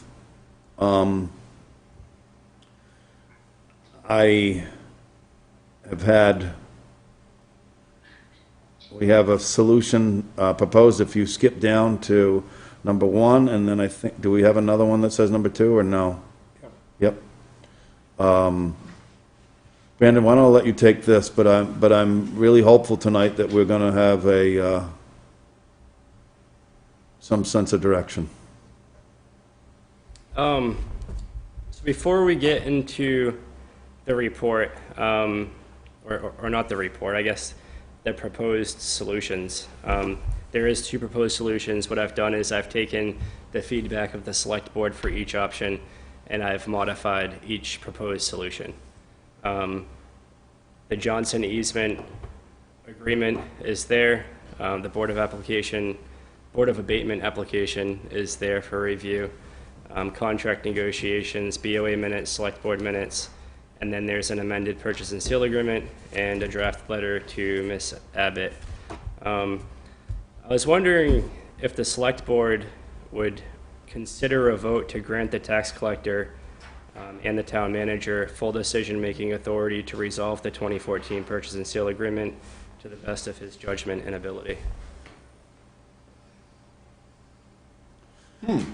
Brandon and I have had this conversation and over the last few days, and he is confident that he can reach an agreement. The only thing that I cringed a little bit on was when he wrote me and said, full authority. That made me a little uncomfortable. But the next thing that I kind of wanted to do was to frame this into a time frame of which we could come to an agreement. We've been almost at this stage a couple of times, and so I'd rather not disclose what details he may or may not have to work with. But I'm very confident that he has reached some conversation with the parties that's going to achieve what would be considered the unreachable. That's just what I think. Which means that the access would stay, that we're setting aside for the moment the Johnson easement because that would fall into place, and we are setting aside, and also the parking lot would stay, and that the large tax account receivable would be paid. So I'm going to propose that motion Brandon, and I'm hoping that it receives a second. But I would take out like the word full authority. I would say that I will grant you the authority to negotiate, renegotiate the terms, or however you want to place it, and not necessarily involving only the town and the Abbott estate, and that I would ask that you try to get that done and I was hoping before Christmas, but I don't know that you can pull that off.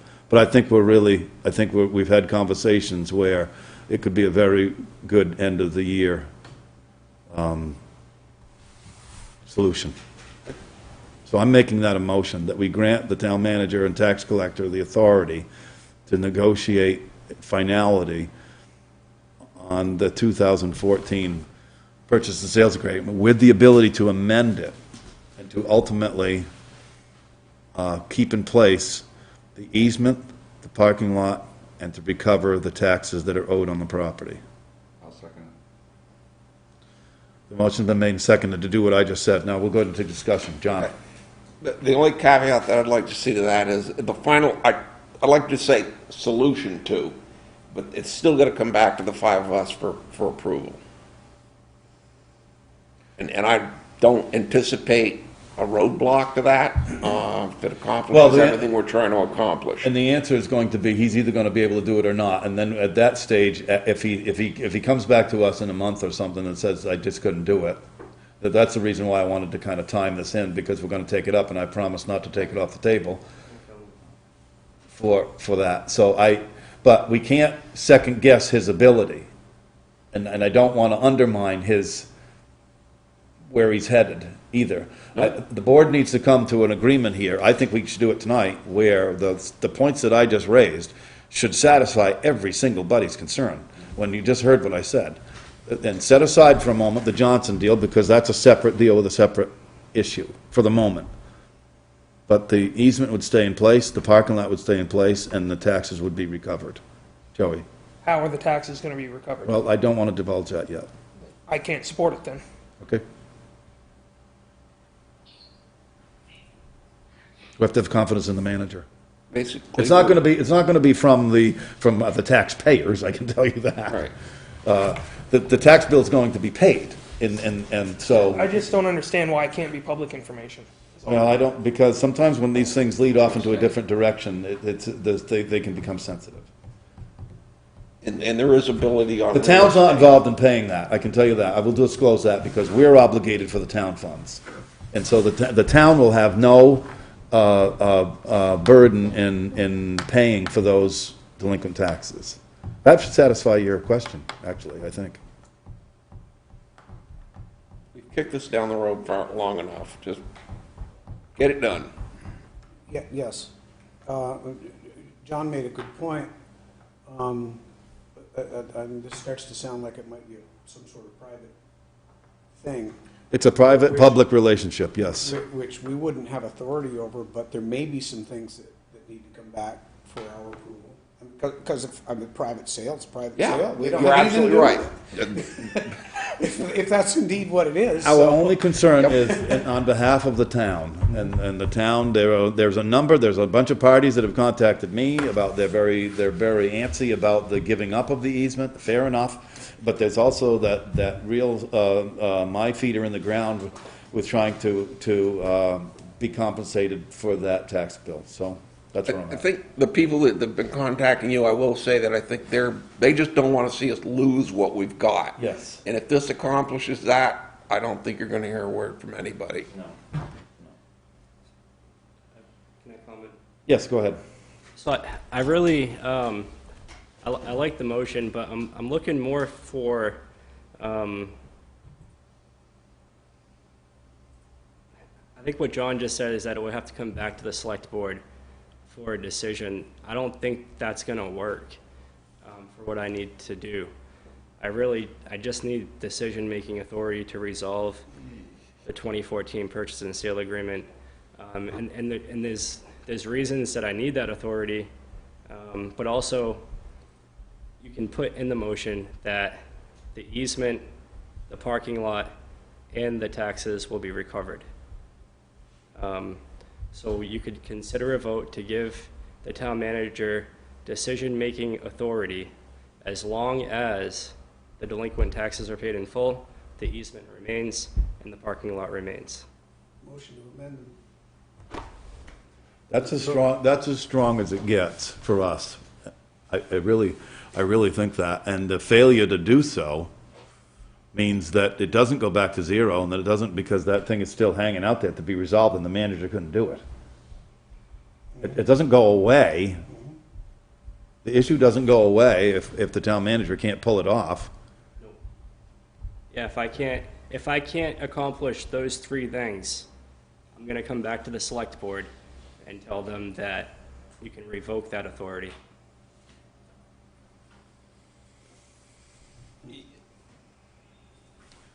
The way you're describing it, Brandon, I don't think you're gonna have to sign on the dotted line about anything, are you? No. No. So,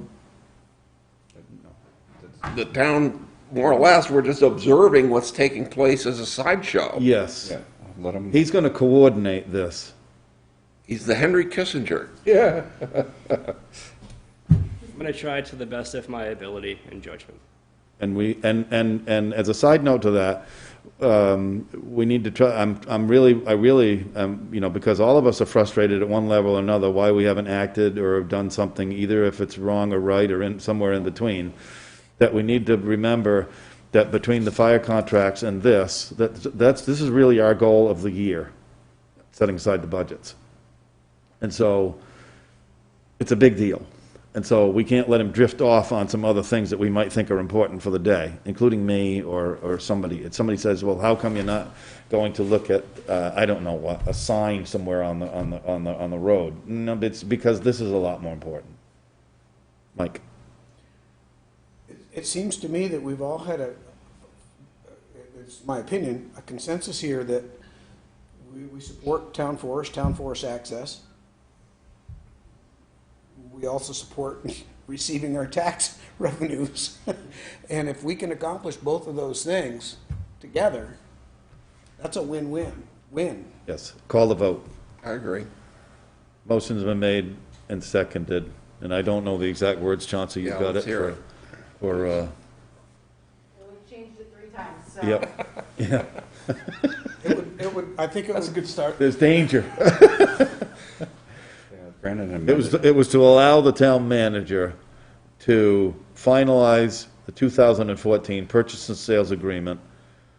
To negotiate and finalize on the Yep. 2014 sales and purchase agreement. Yet whereas the easement to the town forest stays in place, the parking lot that has been deeded to the town stays in place, and the delinquent taxes in the balance are recovered.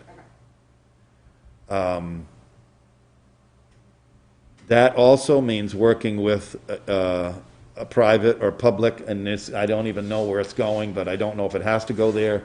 The Land Preserving Association has offered. I don't know. They won't need to. I don't. That's right. But I'm not limiting his hands for availability. I'm just saying I'm including in that motion the source of private funding, a private-public partnership. All those in favor say aye. Aye. Any opposed? I'm a strong aye. Well, this has got to move by a month, and I hope that happens. Aye. We'll see. Next up on the list, fire department contracts. So much for the easy part of the meeting. Yep. It was 8 o'clock when we were talking about gear. Olivia, what is it now, like 8:15? You wonder, doing okay. Yep. Sorry. Has there been any changes that are on this? Yes, there Well, has been. Okay. Can you run through whatever you've got for, Yep.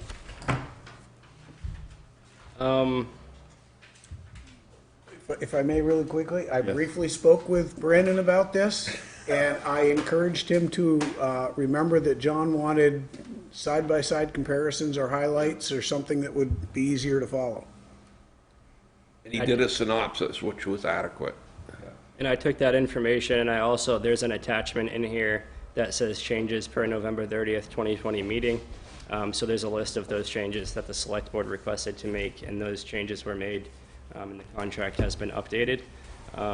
The first one was just a simple fix. The top left-hand corner had the wrong date. It was the original date that we proposed the contract. So that is dated for today. We added a section, emergency medical service response, expectations during an EMS call, the chain of command. And I did collaborate with Dale Gerard from Golden Cross Ambulance on that. What section is that? So, Number. so that section is, 2.2. yeah, 2.2.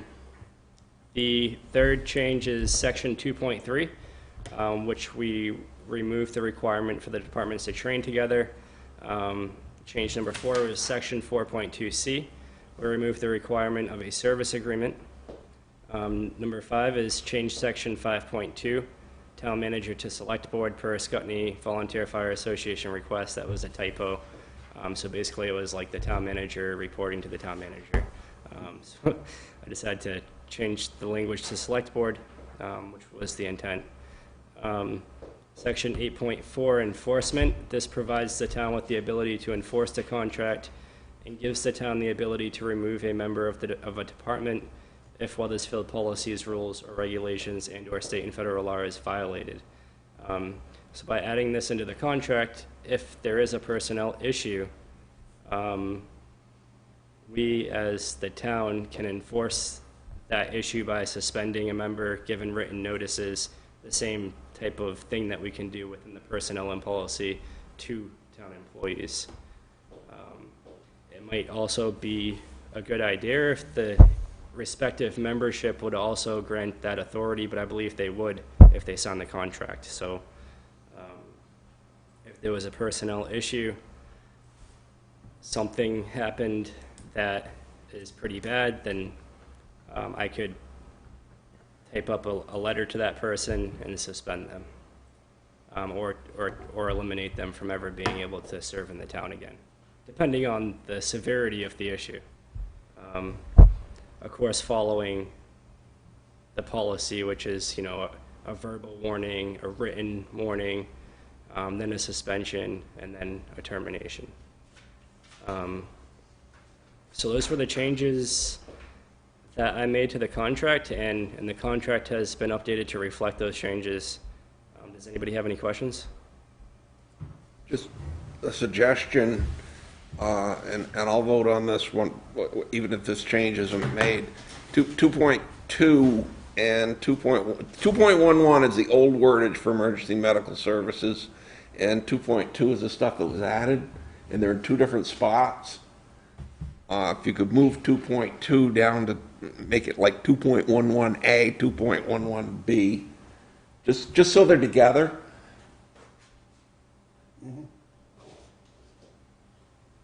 And They're a little bit redundant, but not 2.2 completely. and 2. Okay, I see what you're saying. 2.7. Okay, that's fair. I 2.7. apologize. Not 2.7. Excuse me. Where are you seeing? Oh, 2.11. 2.11. Right. Okay, so combine 2.11 with 2.2. Right. Okay, no problem. That's all. Yeah. Yes, Mike. I have two, and I would say the same thing John just did about getting through this contract tonight. This would be it, and maybe if it doesn't fit at all. I hate to bring it up, Mason-Dixon line. We have a dividing line for responses and calls, I think. Are we back to Geographic, using you it? Yeah, east side, West Weathersfield, to Scottney.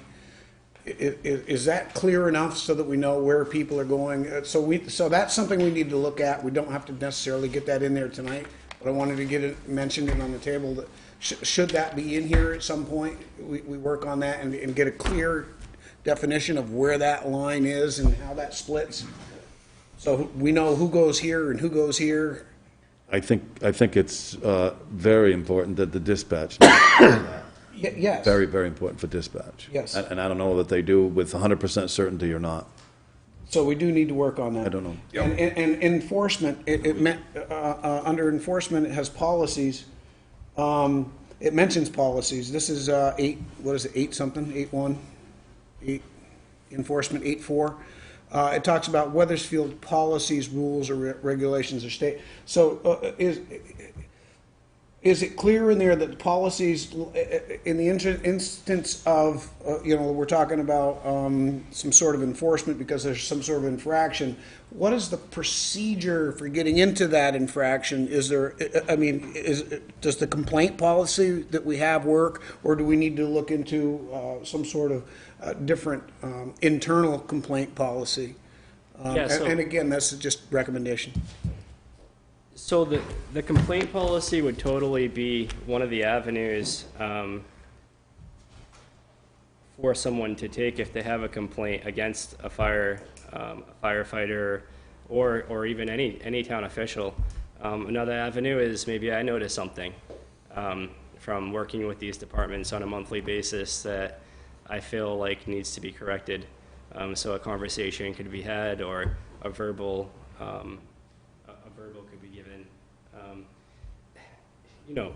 You don't just lead directly to termination.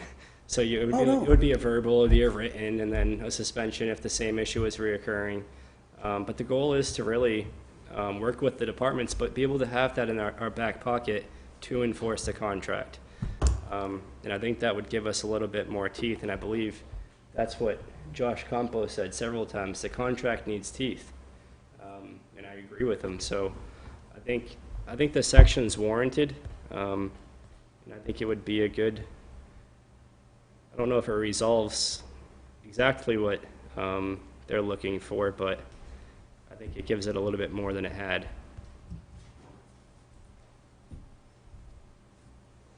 It's a little bit of a stick or twig. Any other questions?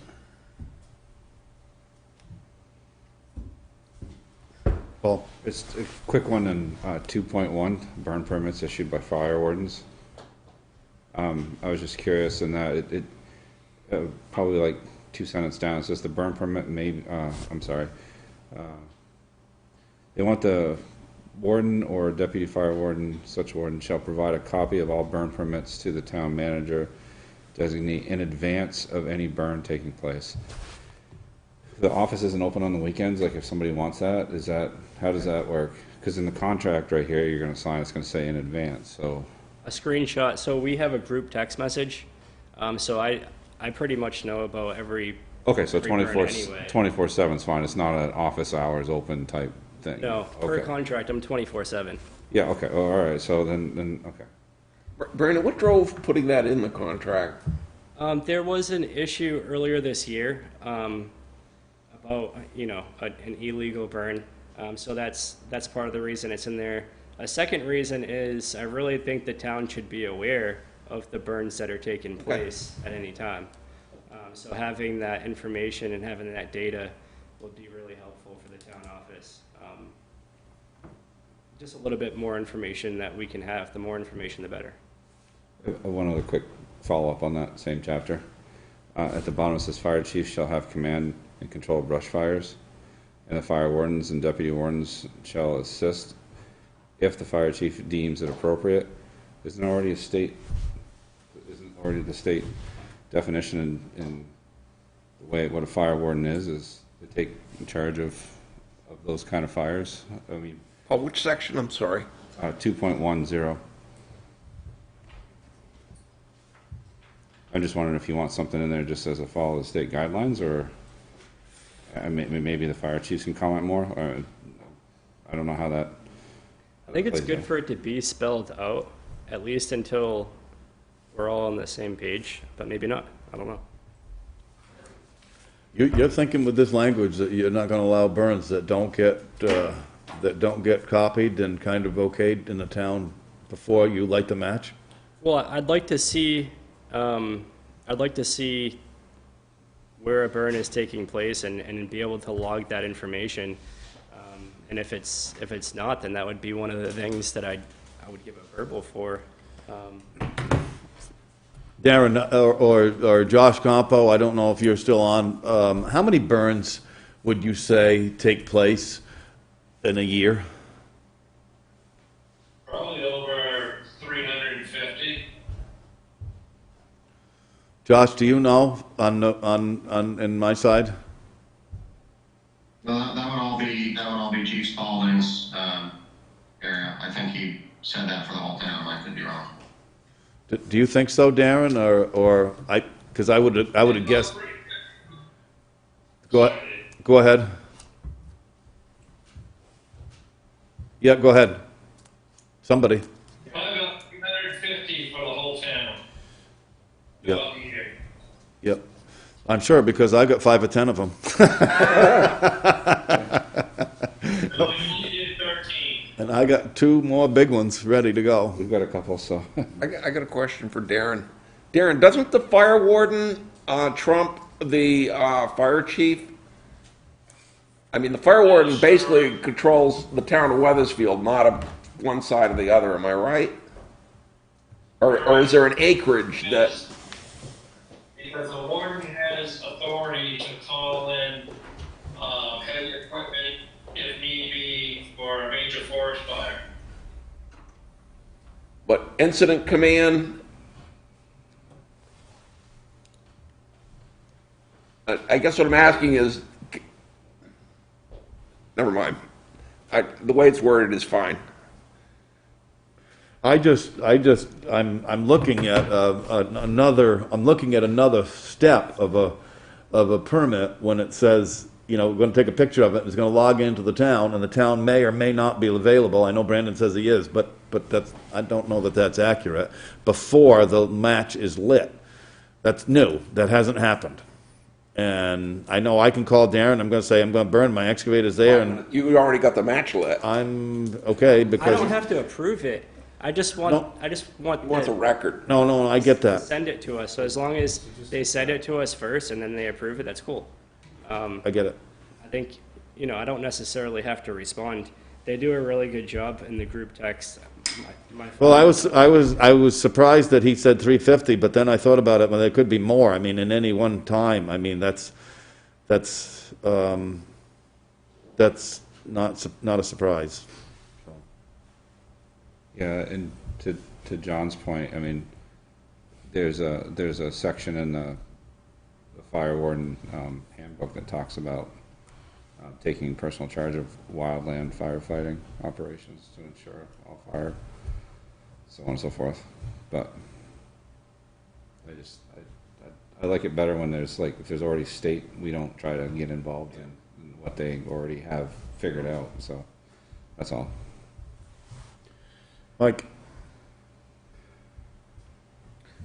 Make a motion to adopt the fire services contract dated 12/7/2020 for the town of Weathersfield and the 2 fire departments of Scotney Volunteer Fire Association and West Weathersfield Volunteer Fire Department.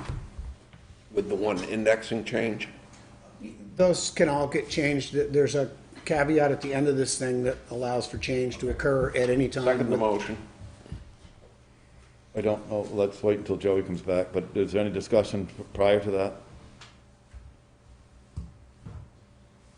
I have some comments at some point there. Okay, the floor's open, Josh, go ahead. I know Joey probably just went to the bathroom, but He left. I'm guessing. Go ahead. I know that as a membership, we have not had a chance to meet since last week's meeting, to go over things from the in-depth conversation we had last week. I do have a couple of concerns. Mike, thanks for bringing up the Mason-Dixon line. I know that Chief wanted to have that discussion, to have that brought up. I know another item is, I'm not aware that we've received all of the policies from the town manager that we would be essentially signing that we agree to. I know both departments requested that information so we could review it. The other piece, I do have some, and this is not the department, this is me as reading this agreement. I do have some concerns with section 2.2, the medical service response protocol that was added. it's pretty black and white, and I think that, the line that says the fire department should not provide any patient care on scene is an issue. To me, that says that we are not to do CPR, that we are not to do anything, and if that's the case, then I honestly don't think we should be going to carry Golden Cross's back in and out. Did we just lose you, Josh? I hope not. No, I'm Oh. I'm still here. Okay. The other picture I would paint is, and it's a little too black and white for me. We had a call this spring or summer that was an amputation, and the way that contract reads, we would have to just let that individual bleed out on the ground versus applying pressure or a tourniquet or anything to try to save his life, because that is patient care.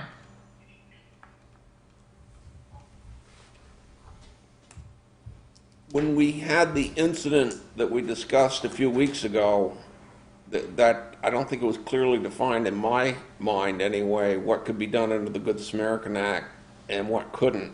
So I understand your concern, Josh. It would really stink to have to say, no, I can't do that because the town says I can't. And I don't mind trying to define that a little bit more thoroughly. I'd really like to vote yes on Michael's. Well, until you guys sign it, it's not a done deal anyway. Correct. And other changes can be made. Because I think, John, it just needs more definition. I don't disagree with that at all. And neither do I.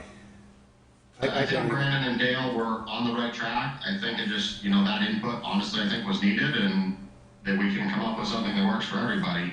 But I think there's certain times where we need to act, and we need the town's backing in order to act. Yep. I see Ben Waters. Go ahead. Thank you, Dave. I would like to emphasize that per state law, an organization does need to be licensed to provide EMS care.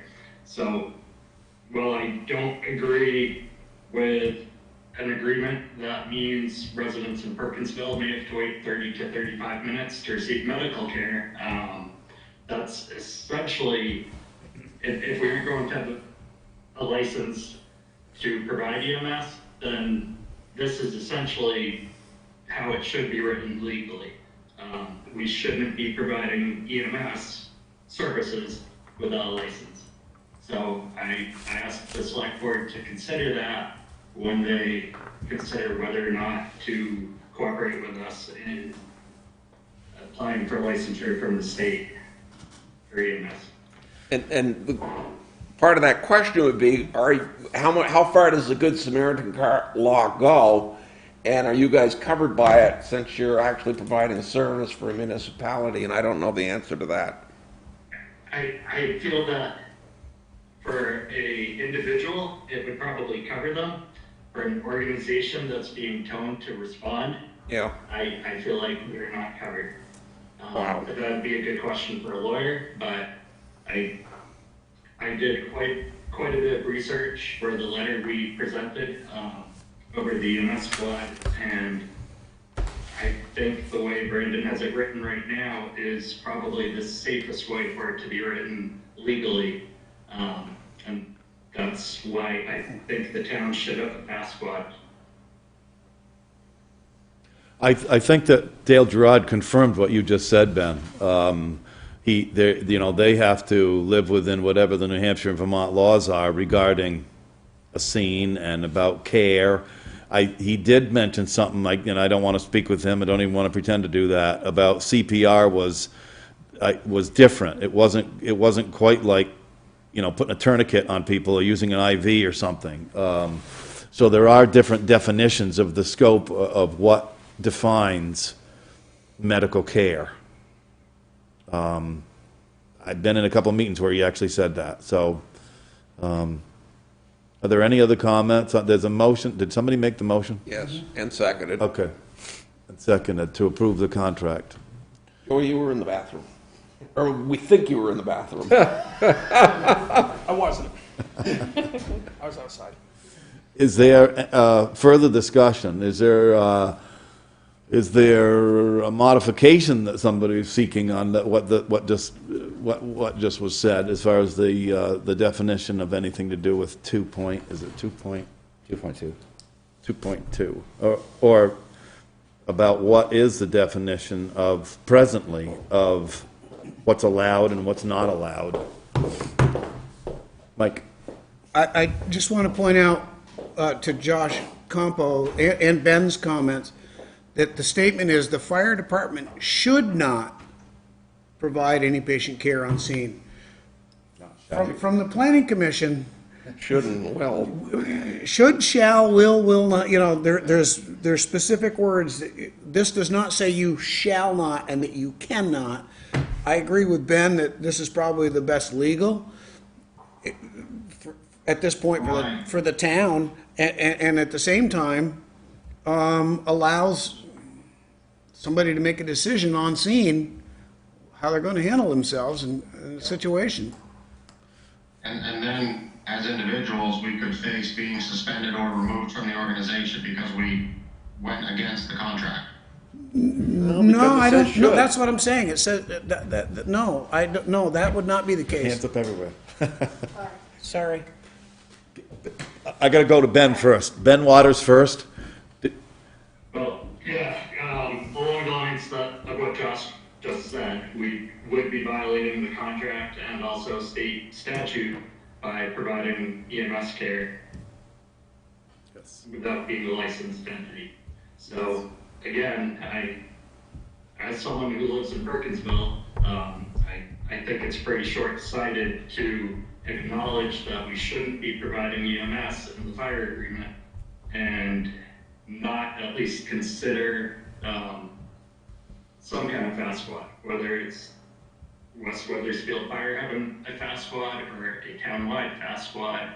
I think this document really kind of points out that the need for one exists, because what we have been doing, providing medical care, technically we shouldn't be doing, and there are a lot of calls where it does take up to 30-35 minutes for an ambulance to arrive. And I'm not criticizing anyone else, that's just the fact of it. There isn't a way to get an ambulance from Claremont to Perkinsville faster than that. So, again, some other means of providing EMS or allowing people who are trained to help in a more timely manner is important. That's all. Chauncey, did you have a question?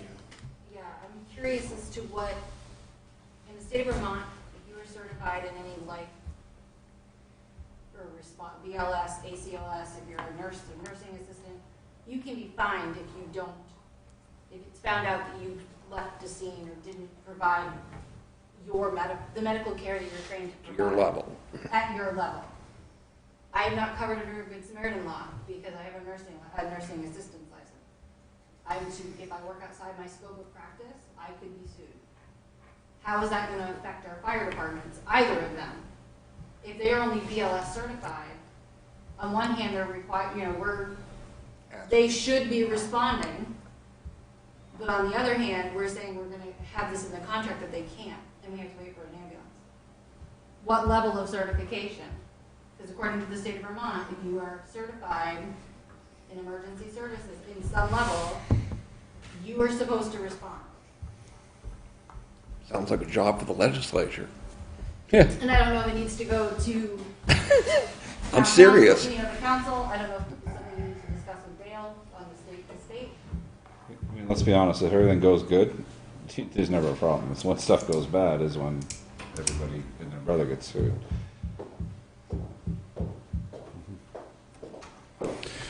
The only question I have is, and anybody from the fire department can jump in. You guys feel that you've exhausted all efforts to try to speed up calls. I'm very curious to learn that because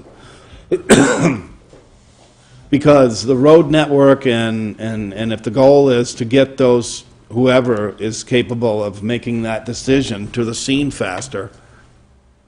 And I know that the event's taken different places. But you guys feel as though all those avenues have been exhausted. Is that true? Personally, I don't feel that there's a way for the fire department to get a ambulance from Claremont to Burkensville faster than the way it's happening now. And I don't see another way for the fire department to assist and alleviate that problem other than being allowed to provide care. If I can speak real quick, Chair. Yep, go ahead. So as to what Chauncey just said, I know in our department, and I'm sure Scutney has people that are more than BLS or that are going to go to a call. We're in this contract that's saying they can't do anything. So right now, if that's the case, you're limiting now people going to calls in general, because that's any fire call can escalate to a medical emergency, or most calls do require an ambulance or a rescue response.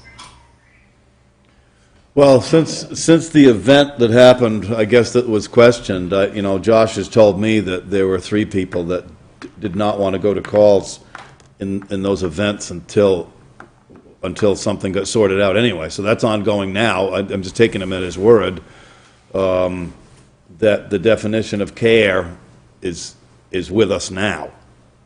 So, I mean, that's what I was told. I have no more information to go on than what I'm told. You're correct, Dave. The EMS providers on West Weathersfield Fire are not currently responding to medical calls until clarification is given from the town as to what the approach is going to be, and that their medical licenses with the state are going to be protected. Because they have their livelihoods to worry about. Yeah, and I guess I'd be careful to say the town, the definition of the town. The town's not the provider. We contract with Golden Cross to provide that. So it was an issue that the EMS provider or the contracted had to do that under some licensing thing. That was my recollection. The town can't get in the business of licensing. We don't know anything. Especially me. I admit it. So Dave, on a lighter note, if you could get a sales proposal to Dale, if he could take over more of an area like Cavendish and maybe even a Ludlow and Reading and South Woodstock or anywhere like that, then he'd probably be willing to house an ambulance somewhere in Weathersfield. That was talked about a few years ago. Got any room? Yeah, the thing boils down to staff. I don't think that the vehicle is so much an issue on anything, including our own fire trucks. I mean, it's just about money. But it becomes about 24/7. You don't know where this event takes place. You don't know the hour that this event takes place. And that's been the core of the issue, where the machinery seems to be okay, it's available. It's the event. And for Golden Cross, it's got to be something that you at least break even on. Or you're going to charge somebody money. So I'm not thinking that this is going to be like some kind of thing that's going to be free. I don't get there. And that's a lot like saying on any one of these town things that we do, right. Or the school that I've been involved in. When you see that line in there, it's an immediate red flag when there's no burden, because there's a cost involved. There's a cost involved in everything. Yep, the motion is made. Can you read that back for me, Chauncey? So the motion was made to adopt the fire services contract dated 12/7/20 with amendments as noted. What is the length of term of this? 2 years. What is it, Brandon? 2 years. And is there a section in here that allows for an amendment at any time, or yes. Okay, so there is the ability to, and this is like really important, there is the ability to adopt an amendment. Any further discussion on the motion? Mike, and allow the chair to sign? Yes. Second, I agree. And, hello? Oh, sorry. Go ahead, Darren. Go ahead. So, okay, right now I have 9 EMTs, 1 paramedic, and a nurse, and I've got 7 people right now in EMT class. Out of the 9, the first group of 9, 6 of them are EMTs for Golden Cross Ambulance that live in Weathersfield. So, we get a call. Hold on, before I go there. So, under section 2.3 in training, in the state of Vermont, you're required to have CPR and AED training. And then the line above it is saying, we should not provide any patient care. So, now going back to my guys that 6 personnel that work for Golden Cross, we get a call, they show up, that means they're not allowed to do their job.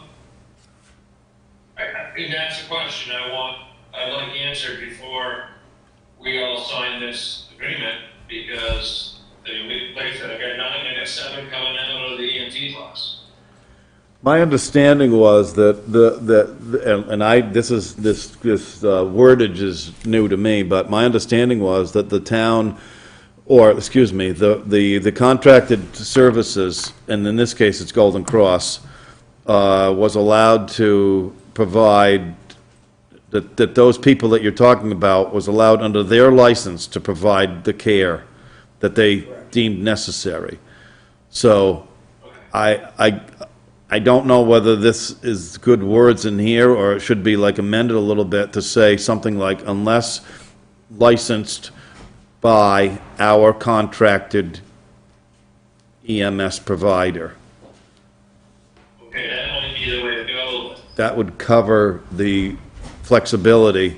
If I may, Mr. Yes. Chairman. They're not licensed by the EMS provider. They're licensed. They're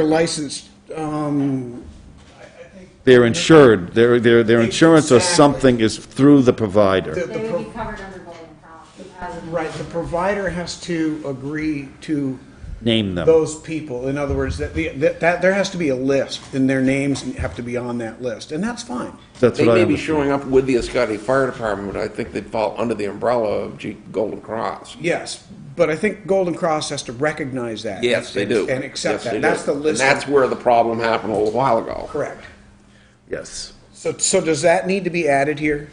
I think like a comma where it says, it should not provide any patient, they are not licensed with Vermont EMS unless, instead of a period, put unless, under the guidance of the towns, you don't want to, I guess you don't want to name Golden Cross forever, but the town's emergency medical carrier. Who licenses an individual as an EMT? That's a state licensing, correct? I think it's the state. Okay, so as long as somebody has a state certification or license, and they, I know where you're going, but they need to be insured. that's what I'm trying to get to. Which is that's the Golden Cross part. Who I'm we trying to contract attach with. Yes, they have to be, they have to come under the umbrella of the service provider for the town. Because that could change too, correct? We don't have to come back and change the contract again. If you name Golden Cross, Right. and you end up with somebody else. We don't want to do that. Ben, you got your hand up, Ben Waters, go ahead. Yeah, hypothetically, if Scotty has 7 new EMTs and we have 12 or 13 people who expressed interest in taking an EMR course, what kind of the way we've always done it, informally being covered by Golden Cross's license, which has been informal. No one on Weathersfield has ever seen paperwork telling us that we are covered on their license. That's a pretty big ask for Golden Cross and Dale to embrace as well, because he may or may not work with these 19 people on a regular basis, and to have 19 care providers on his license who he doesn't necessarily train is that's a pretty big liability for Golden Cross. And if they're responding as an organization in town on fire trucks, again, the organization needs a license, not just the individuals. So I just wanted to point that out. And he's mentioned that. I mean, it's his, and the town can't interfere with what he may have people that he feels that met that criteria, and he may not. I mean, that's the structure of his. We contract with them as a sub to handle that unit now, and so I don't want to tangle with his. I wouldn't want to. But I wouldn't, that wouldn't be just the same for the ambulance. It would be same for anything else that we contract with. It's not our job to keep track of the personnel that they are comfortable carrying or insuring or under their guidance. I think our I think it's really important to know that we're not stepping on any of the plans that anybody's making here, because the reason I asked that, the reason I asked the ability of this contract to be amended before the terms were up, and the answer was yes, was to allow for a conversation to add a sentence or take one out or something where appropriate. I think our wordage is adequate, but needs a little more fine tuning, and after the motion is voted in the affirmative, just to move it farther down, just to move ahead. This is just us accepting this contract. This contract can still be modified prior to them signing. Absolutely. And then all parties agree. Yep. Again. Yep. That's in the contract. Call the question. And any other, okay, call it. The motion's been made and seconded to adopt this fire contract that's in front of us. All those in favor say aye. Aye. Aye. Any opposed? Good. You're right, Mike, because this is just a step. Yes. 8 minutes to finish. 8 minutes for Yep. 9 o'clock. Yep. This will be passed on to the fire departments to look at, right? And then they'll have a conversation. Yep.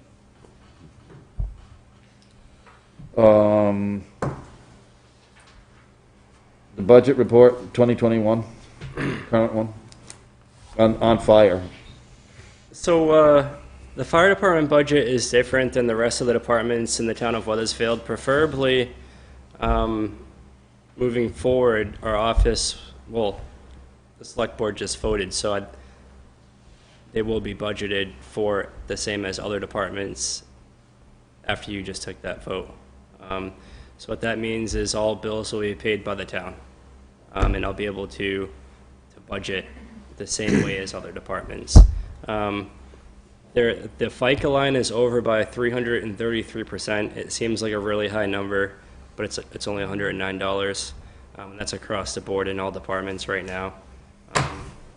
FICA wasn't calculated. FICA wasn't calculated Correctly. Sorry. Dispatching service, we're at 49.99%, and that's not a good place to be. Only these are budget to actuals between July to October, so I anticipate that line going over. Emergency management, we're at 796%, but that will drop down because we're being reimbursed for all of those expenses. So that number will shrink in January or in February, depending on when it hits our accounts. The West Weathersfield fire equipment repair, that's another line that I wanted to make note of. We're at 55% there, and hose testing at 56%. Otherwise, everything else is right on track. Does anybody have any questions? Any questions up online for the year to date? I don't see any hands or yell or something. Nothing. Let's go to FY22. At least we can tackle this for a little bit. So our administration has held budget meetings with both fire chiefs. So we've met with Ascutney, we've met with West Weathersfield twice. Rosalie and I just met with West Weathersfield this morning. We're going to continue that budget discussion because we went over. So I had a meeting at 11 and we met from 10 to 11, so I had to run. But we're going to be scheduling another budget meeting after I just had met with Scottney. There were some questions that we need answered. Our finance team's most notable concern is the difference in budgeting between the fire departments and the rest of the departments in Weathersfield. So what you see is an allotment of money, and then we don't necessarily know where that money is going. It's not transparent in the document like it is for all other departments. So that's a change that I anticipate making for the FY22 budget. So my recommendation is to transition both fire department budgets and FY22 to coincide with all other town departments to improve financial accountability and transparency for Weathersfield residents. Is there a, when you're starting to gear up to the budgets, is there like 1 or 2 more payments on the new, engine 7? Does anybody know that? Josh Campo or Ben Waters or Michael, do you know, or does anybody know when the last payment's up on a truck? Nobody. I'll have that information for you in the next meeting. Okay. We're going to do police and fire on the 21st. Okay. So that's important to know what the stage is on whatever truck payment is. Got to be at least 2. I don't know. I think they're like 40,000 apiece. I think they're pretty hefty. I have all the paperwork upstairs with all of our loans and everything. I don't know it off the top of my head.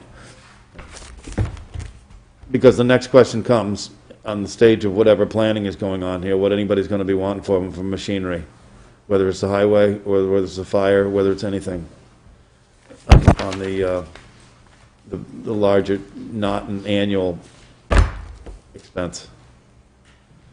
We got warrants. Yep.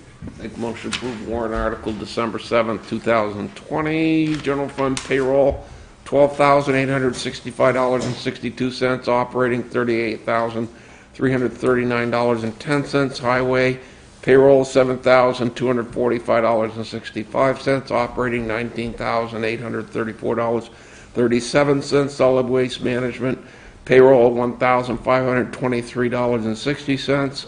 Operating, $11,052.57. Library payroll, $1,907.60. Total payroll, $23,542.47. Operating, $69,226.04. Is there a second? Second. Motion been made and seconded to approve the warrants dated December 7th, 2020.